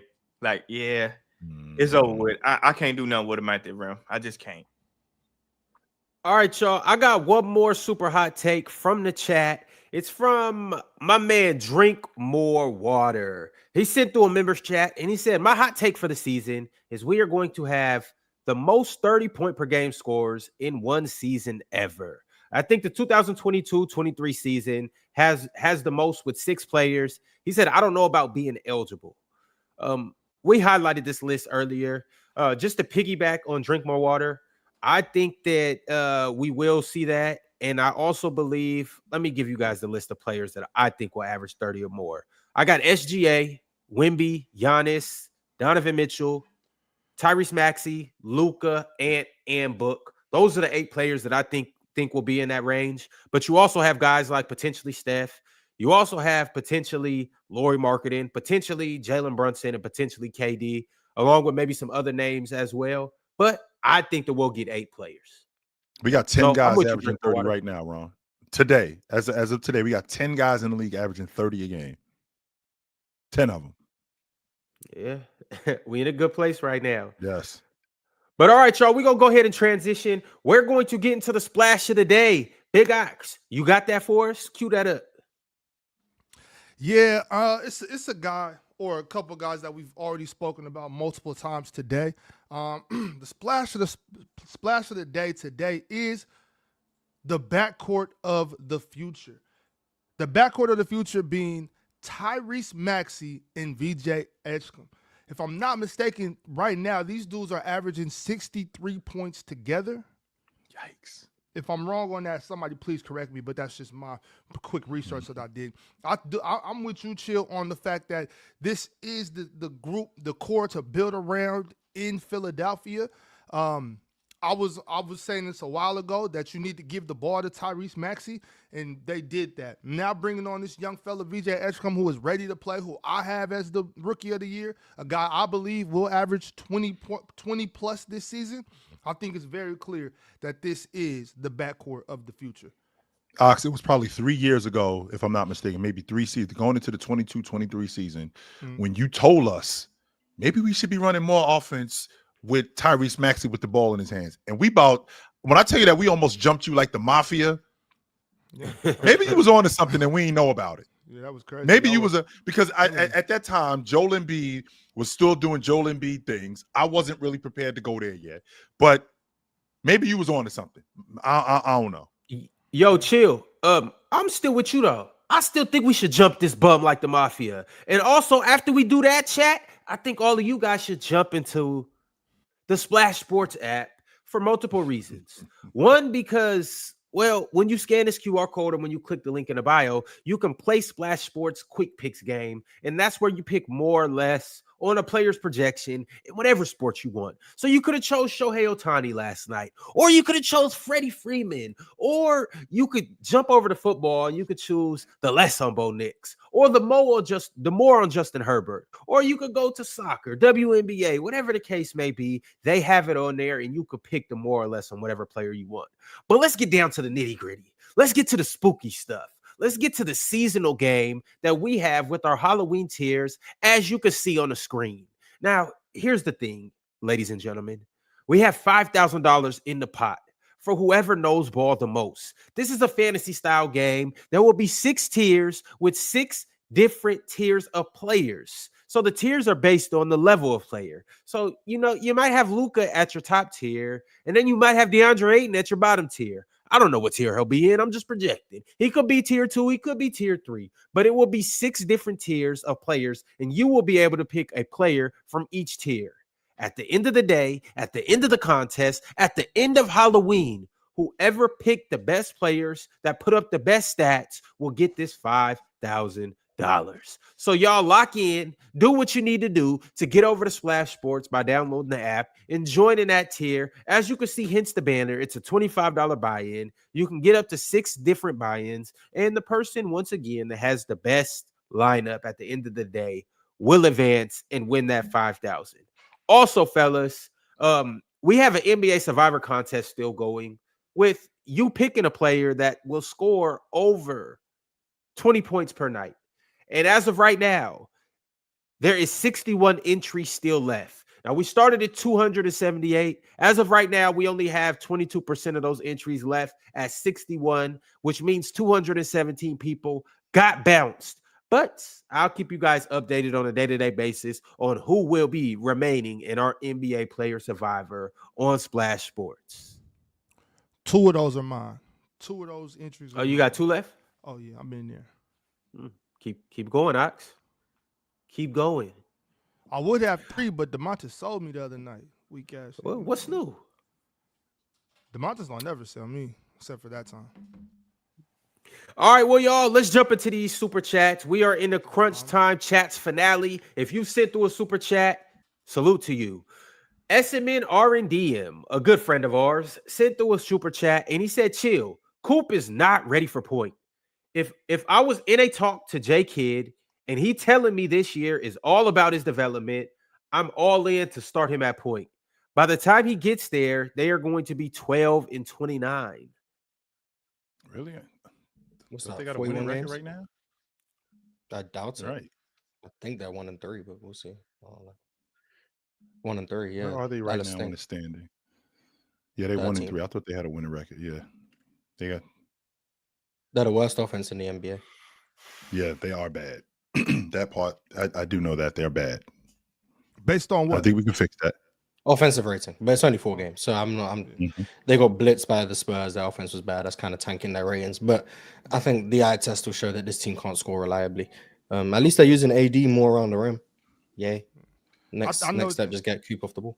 And I know it's just 4 games, but I think this offense is in trouble, regardless. Like for the foreseeable future, I think they're in trouble. That's why D'Lo started getting minutes recently because they realized they need a point guard. I have no idea what Jason Kidd is thinking, to be honest with you. Jason Kidd might as well go out there and suit up. How old Jason Kidd now? Probably he's my age. He's the same age as me. I don't know what Jason Kidd is thinking, to be honest, right now. Like I don't see what he's seeing in Cooper Flag. Like I don't even see that in Giannis. Like I saw what he saw in Giannis because Giannis had the ability to always get downhill. Cooper Flag doesn't always have that ability to get downhill. So I don't know what he sees. Jordan, he's just building his development. That's it. He's just getting him more comfortable with. He's just stretching his limitations. And like I think J Kidd's playing a long game. J Kidd might not be as concerned with this team making the playoffs as we are. J Kidd might be that's the problem. Nico Harrison. We got to remember why this is the thing. Nico Harrison traded Luka Doncic because he told everyone they had a 2 or 3 year contention window. One of those years they just missed the playoffs. We now don't have time to then develop Cooper Flag as a point guard and risk missing the playoffs again. When that means you've wasted 2 of the 3 years you told us you were going to be contending. Did you hear what I said? He might not be concerned. Then fire Jason Kidd. No. Here's what I'm saying though. We just signed to an extension, by the way. I want to walk you through what could be going through Jason Kidd's head. Maybe he's like, there's no way in hell that we missed the playoffs. And maybe J Kidd's not concerned about the play-in. Maybe J Kidd's like, as long as we get a top 10 seed, which they're gonna get a top 10 seed, he's like, we good. And with that being said, now we just highlighted the top 10 seed. If they get an injury, that about a bunch of teams in Western Conference. That's out of his control if they get an injury. But my thing is, we just highlighted that they have a 2-3 year window. Cooper Flag is going to be vital to how good they are in that 2-3 year window. Maybe he's like, bro, we got to expedite this process, and we could do that by putting the ball in his hands in these first 40 games until Kyrie gets back, letting him go through his trial and errors, and getting that out the way early. That makes sense to me. That makes sense, Ron. Honestly, it does. Like especially if you believe that Jason Kidd believes, even starting 1 and 3, that they're still gonna at least get a top 7, 8, 9 seed, whatever. Then I feel you on that. I 100% I do. You can't just develop someone at center because you play them at center. Well, maybe not to develop them at the point guard though, Mars, but to get them more comfortable with the ball in different places. Like, so he might be playing them at point guard not because he's like, oh, this is my point guard of the future, but to play him at the point guard just because, hey, at some point in the playoffs, I may need you to help Kyrie get the ball up the court. I may need you to initiate offenses sometimes, you know. Mars, you develop players at specific positions because they have attributes to play that position. I'm not going to develop somebody at the center at 6'6" or 6'7" if they can't rebound, if they can't rim protect, or if at 6'10" if they can't block shots. I'm not going to develop them at the 5 spot. I am not going to develop a guy at the 2 guard spot if he's shown me on any level that he can't shoot. Cooper Flag has shown me, one, that he can handle the basketball. Cooper Flag has shown me that he can get downhill and get to the rim. A Flag has shown me that he can pass. Well, you know what? How about we take these attributes that he have, and maybe we'll put this into him being a league guard. Maybe we can do that because he does have those attributes of a league guard. Now, does that mean that he's going to be an elite league guard? I don't know. But he does have that. And we're not just going to take a guy just because for the sake of taking him and putting him at a position, knowing for a fact that this guy eventually will never do this. No, that doesn't make any sense. Chill. I know one thing. Those attributes. Fellas, I know one thing. It don't make no goddamn sense why there's 1,500 people watching this video and we have 364 likes. So you know what we're going to do? You guys are going to sit here and watch my big-ass brim while we get these likes up. And I'm not lying either. You guys are going to sit here and watch my brim. I'm not going to say nothing. Y'all, was actually- Ron is Until we extortion. get 600 likes, This is until we get extortion. 600 likes, yes, it is It's extortion. 100%, Until we get 100% 600 extortion. likes, I Ron's promise you, we hijacking will the sit show. here until the You 3-hour mark, extorting- you and extorting I my won't read family? another super chat. I won't read another goddamn super chat. We'll sit here for 13 minutes until we hit the 3-hour mark, and I'll just hit the end button. This is goofy. This is goofy. Y'all watching the show and y'all like the show. Look, you guys are a part of our community. We need you guys to help us to be great. Teddy Bridgewater YouTube is rewards us when you guys like the video. You guys do us a big favor. So we Ron, this is- appreciate this is- everybody that this likes is- the video. This is brimstortion. It certainly is. And y'all gonna keep getting brimstortion too. They calling you All right. the Brim Reaper. This is Yeah. a Hey, Brico. This ain't no we Rico. have- This is a Brico. We have 450 right now. So Hold on, but y'all do know that Leaf Diggy is the Brim Reaper. 100% he is. Yes, he is. No doubt. That he has. No doubt. I'm trying to figure out how to say this is blasphemous. How you say it? Oh, It's like not blasphemous? blasphemous. It's fuck it. Blasphemous. Brimfamous. Brimstone. Yeah, whatever. How that go? Say that shit like Kevin Garnett. Ron has hijacked. Ron, the you show, holding ladies us and hostage gentlemen. too. Yes, Ron has Because hijacked Ron the is show, a ladies and because gentlemen. Ron is a Brinstigator. Yes, sir. Ron has hijacked the show. Ron is 100% a brimstigator too. because by the this way. be nasty from y'all. Like, y'all can like the sir. video. Like, come on. Maybe they y'all. don't like the video, Ron. Did you ever think of that? Meanwhile, y'all here for me. Yeah, meanwhile, they here we for 3 forcing hours people like to we press are. the like button more time. They might just not like the video. What if they press the dislike button? Hey, then dislike it. Hey, No, no, stand no, on no. y'all nuts. No. Do So something. maybe they just feel neutral towards the video. All right, well, today you gonna feel something. Otherwise, you gonna feel my brim. Damn. Pause. Hey, Pause. Ron, get that No, rule not out. pause. All right, since we Take on it how you want wanna to take the it. rule out. Feel and my Pause. brim or feel that like button. like get Pause. that rule out and see like how many pause. Ron, How can many- we agree? Can Size we of the agree to brim, get goddamn. the 500 instead of 6? Can we? Are you comfortable with 500? We can compromise. Oh, Can- now you want to 750. compromise. Yeah, see, you push too- 750. How about push too that? hard of a line. Well, I'm Yeah, saying I'm is pushing if a harder line. 750. Now, What I'm Jordan, saying said is if wanna you measure don't- this brim? Yeah. Get a measuring tape out there. If you're not enjoying the video, Go Go in wide centimeters or first. inches. Go wide first. Inches. Go wide first. Pause. It Chill. is We what could it is. we could compromise at 500. We at 492 right now. Are you comfortable with 500, Ron? I'm comfortable We with can 500. compromise. Okay. And I'm comfortable at 492. God damn. Yeah, 496, I'm comfortable with y'all. 500. Uh-huh. Ron, maybe you need to Hey, put out a man. better product and then they'll like it. Hey, this look. Y'all here for a reason. Y'all know what time it is with the product over here. And I hate to be this guy. This is what episode. You really don't hate Episode to be what? that guy. You are that You guy, love as a this matter of shit. fact. You don't. You know how folks be saying on that rim? For Ron, it's on that brim. Nah, Ron doesn't. Yeah, you he on don't that hate to grill. be that guy. Hey, we You damn don't. near 700 episodes in. Y'all know what time it is over here. Y'all know who we are. Y'all know what we do. Y'all know what days we go. Y'all know the times we go. Y'all be in here sending super chats. Y'all be in here typing in the chat. Y'all members, y'all subscribers. Y'all be all over our TikTok, all over our Twitter, Instagram. I'm not even this guy, but I'm like, yo, community, chat, viewers. Can y'all please do us a favor so we could put out more product for you guys, so we could put out more content for you guys, so we can get more PC weekends, more meetups, so we can put out hoop content, so we can start meeting up, so we can start collabing with other people. Don't y'all want us to get better guests on here? We're trying to get NBA guests on here. We need y'all to help us so we can give y'all better content. That's a fact. And since Like and the since video. we don't have better content, Mars, I'm bringing it back. I got a joke for you. You ready? Uh-oh. Dad jokes. Why couldn't the bakery buy a new car? Why? Come on, Mars. Ron, you supposed to cut the Mars now. Oh, God. Come on, Mars. All right, chill. Why couldn't the bakery buy a new car?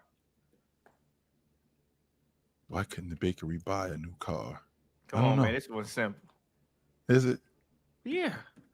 Just think about Because they ain't had no bread. Because he couldn't make enough dough. Come on now. Come on now. We back, Mars. The NBA is officially back. We back. But chat, man, like the video, it takes a Brimunity. You know, it takes a whole Brimunity. It takes a Brimunity. You know what? This shit's done. All right, back to the next super chat I got is from the Trib one. The Trib said, if I'm the Rockets, I'd want Austin Reeves. If I'm the Wolves, I'd want Reeves. If I'm the Blazers, maybe I'd want Reeves. L Kings, free Keegan, L Grizzlies. If I'm the Lakers, I want Reeves. If I'm the Heat, I for sure want Reeves. Hey, that was if I'm the Lakers, I'm looking at trading Luka to build around Austin Reeves. Shit, get Luka and Bron out of Austin way. Facts. Trade Luka for like a cool little Fred VanVleet or something. JDC sent through a super chat and said, what about modern Magic Johnson with stat lines of 2, 2, and 0? Mm-hmm. Damn, Irvin. I just want that same energy. Magic Johnson had a game with 1 point as a rookie. Go your back, Coop. Yes, he did. Yeah. Yes, he did. He had another game with 2 points and 6 turnovers. Go your back, Coop. Garbage. Damn, Ron Augusta Win knocked over all your shit in the house. Anna Monica Studios. He took that brim off and just caused such a win. Tornado came. Mm-hmm. Anna Monica Studios said, rank these 5 players this season. And then he went ahead and said, my bad about saying 5, but you could still rank them. What we're going to do is everybody pick their top 5 players from this because this is a lot of ranking to do. But Anna Monica Studios said, rank these 5 players this season so far. Giannis, VJ, Austin Reeves, Wembanyama, Jokic, Aaron Gordon, Jaylen Brown, Tyrese Maxey, SGA, and LaMelo Ball. That is not 5 players. Wemby, Giannis, SGA, Aaron Gordon, Austin Reeves, LaMelo being disrespected here. Facts. Austin Reeves. I gotta go. Austin Reeves. The 51 and then follow it up with a 40. Yeah, I gotta go that. I'd say Wemby, Giannis, 1, 2. SJ was mid yesterday. Wemby, Giannis. Don't play with Aaron Gordon LaMelo, like that. Wemby, Giannis, LaMelo, Reeves, Maxey. Yeah, I'll go Giannis, Wemby, Austin Reeves, SGA, Maxey. All right, there you have it. The next super chat I got is from, well, you guessed it, Anna Monica Studios. Anna Monica Studios said, after seeing Austin Reeves drop 50 on the Kings, Ox been on his Chainsaw Massacre arc? That's why you came with the mask? Yeah, but then you know what I'm saying, you can't wear that for too long because like the holes, it's not enough ventilation, so the air it get up and it steam up this area. You know what I'm saying? So I'm just kind of just basking in breath, just all over my face. I can't, So I got another mask that's better than that one. It's more ventilated too. I got a couple masks for the You pay for the one that you can press the button and it just close down? I got no, not that one. I got a couple different masks. All right, y'all. Smooth Tube. Smooth Tube said LeBron Daniels even got a big ass hood. I'm not sure the Rockets' only issue is on offense. I'm not sure the only Rockets issue is on offense is the lack of a ball handler. That system is so Aiton. That's crazy. I'm not sure the Rockets' only issue on offense is the lack of ball handling. The offense is so Aiton. Focus, Ron. The offense, he's still dizzy from taking that brim off. That shit takes your that shit throw your goddamn equilibrium off. He discombobulated. Why was a Memphis crash out yesterday, slamming the ball? Because they ain't come set that screen that he called for. It was just some badass offense. He was just dribbling around in circles, and then all of a sudden he may call a timeout, and he was pissed off. That's what he do. He be up there just dribbling side to side, and he was crying. And then if it's like if he's not going fast, if he's not going downhill fast, he's not really that damn good.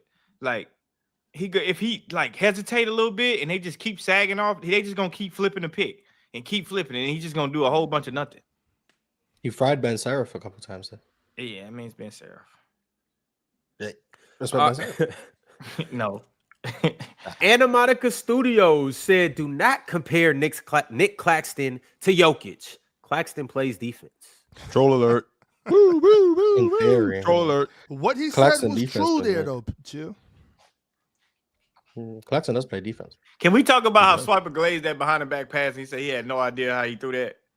It When was he a clearly good threw pass, it behind though. his back. Yeah, but I know how he did it. He just he saw someone and then he went like that. That's what I thought. But Swiper clearly has no idea I how know he did how it. he did it. Yeah.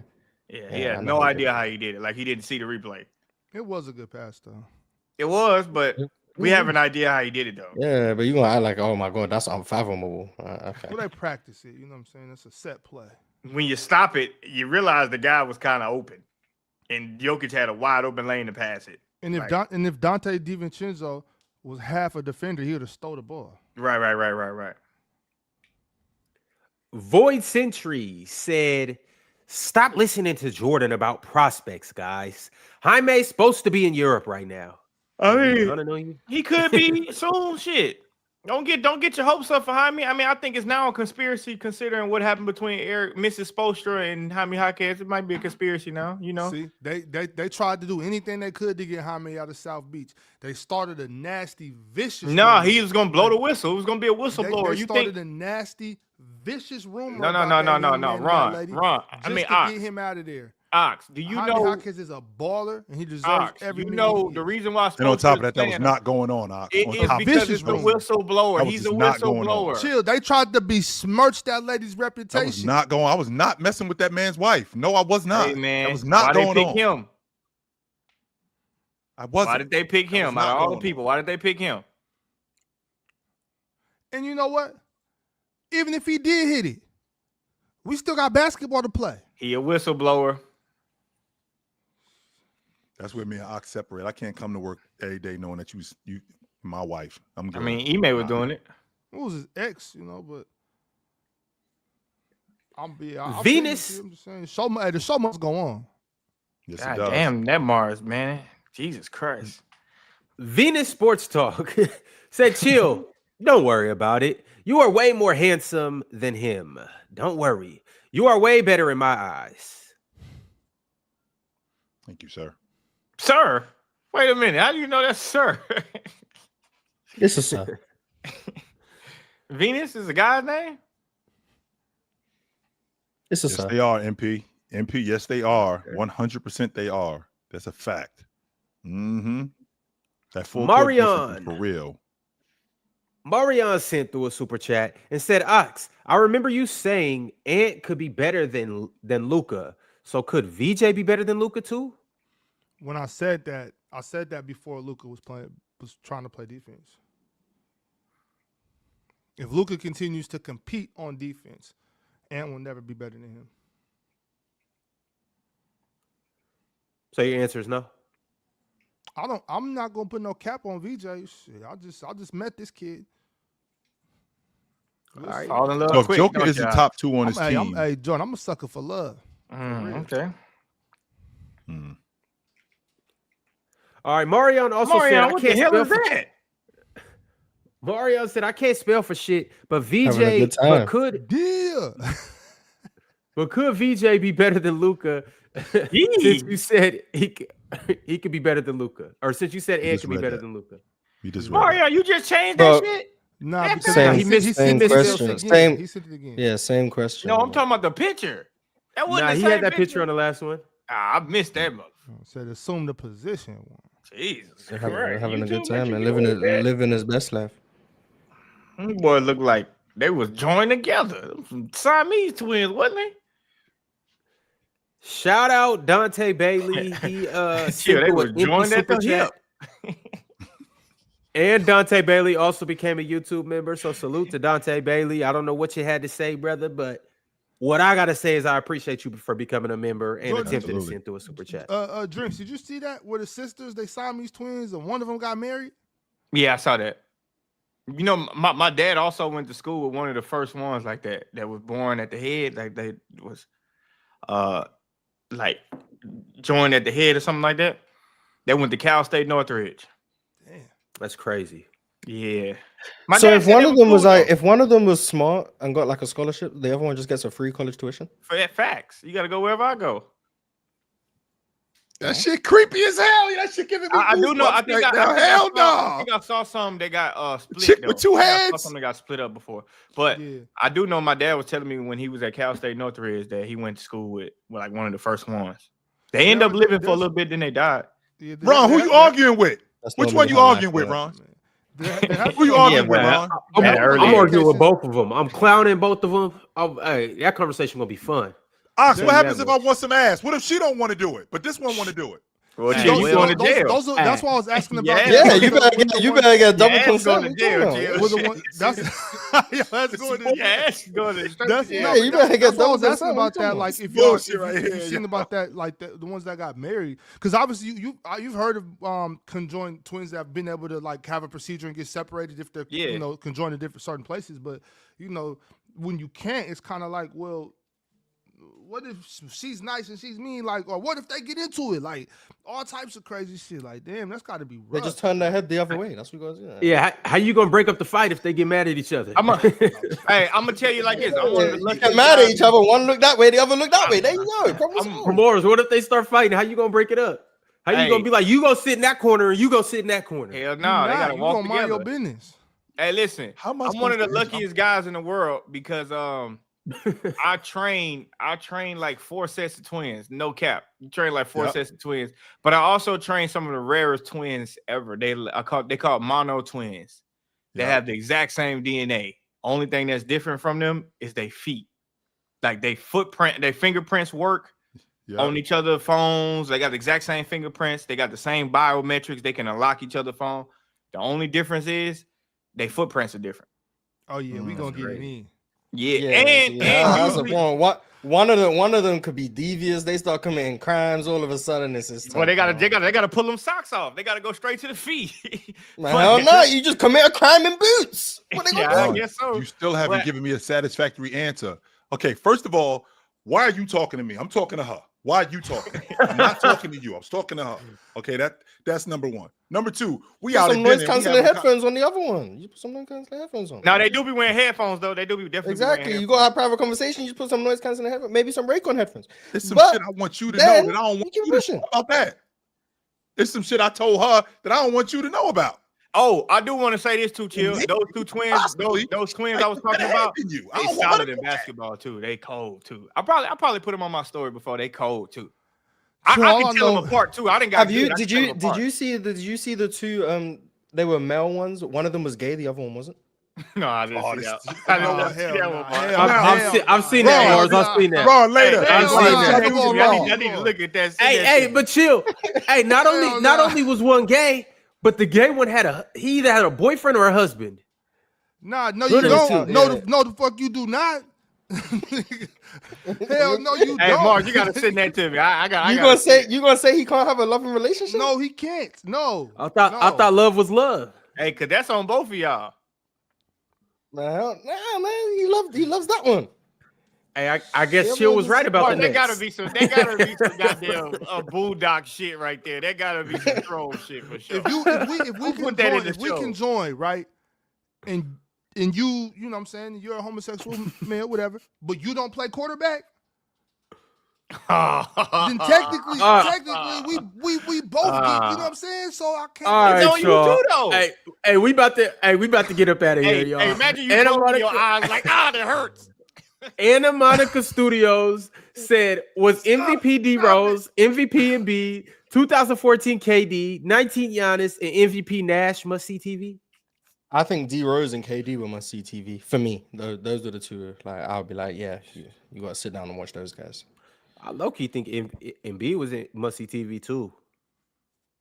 For me, I enjoy watching Embiid, but at some point it's like you shooting 12 free throws again. Philly games take so long because of how many times they like when James Harden and Embiid were on the same team. Them games took like 3 hours. Oh man, Nash 100% was not must see TV. Well, the Phoenix Suns you could were argue the Suns. Yeah, you could argue the Suns were must see TV. What? Boy, mine got a crazy place to go to sometimes. All right, y'all. We got a couple new members. Uncle Jerry's Gone Senile became a member. Marion became a member too. Marion also became a member. And that's really about it today. But we got some members chats. Actor Jay Rivera. Sedox, you couldn't get coached by 5'9" JJ Barea? JJ Barea not even 5'9". I'm dead ass. That man He tore his about Achilles in the 5'7". season and came back. The Achilles this damn big. That's why. Shit was easy to heal. But no, to answer that question, no, I was just talking shit. Like, I respect basketball. I can get coached by anybody. I'm coachable. No problem. I was not. Arch Burner said, "Is Wemby already better than peak Tatum?" Anybody? Somebody? I think Wemby now is better than Tatum was last year. So, but we'll see how sustainable this is. Like, obviously, I gotta see it across the full season or somewhere close to it. There you have it. And last but not least, yeah, Jay did that. Said Mars, with what you've seen so far this season, when everyone is healthy, what's your ideal starting lineup for Philly? Maxey, VJ, Paul George, Barlow, and Embiid. That's a solid squad. He couldn't get his shit together. And then you bring McCain and Oubre off the bench. With everybody healthy, that's a solid squad. All right, y'all. Shout out Frank C in the chat. Shout out all the GOATs in the chat. Shout out everybody that's a member, especially our Hall of Famers. It was a hell of an episode, per usual. We will be back tomorrow, same place, same time, better topics. Y'all be sure to tap in. Y'all know what it is. We will see you guys on the flip side. The show is brought to you by Splash Sports. Join our Halloween Tears game. Download the app, scan the QR code. Y'all know what to do. Like the video on the way out if you haven't. We'll catch y'all later. Where y'all going? Where y'all going? Where y'all going? We were just getting warmed up.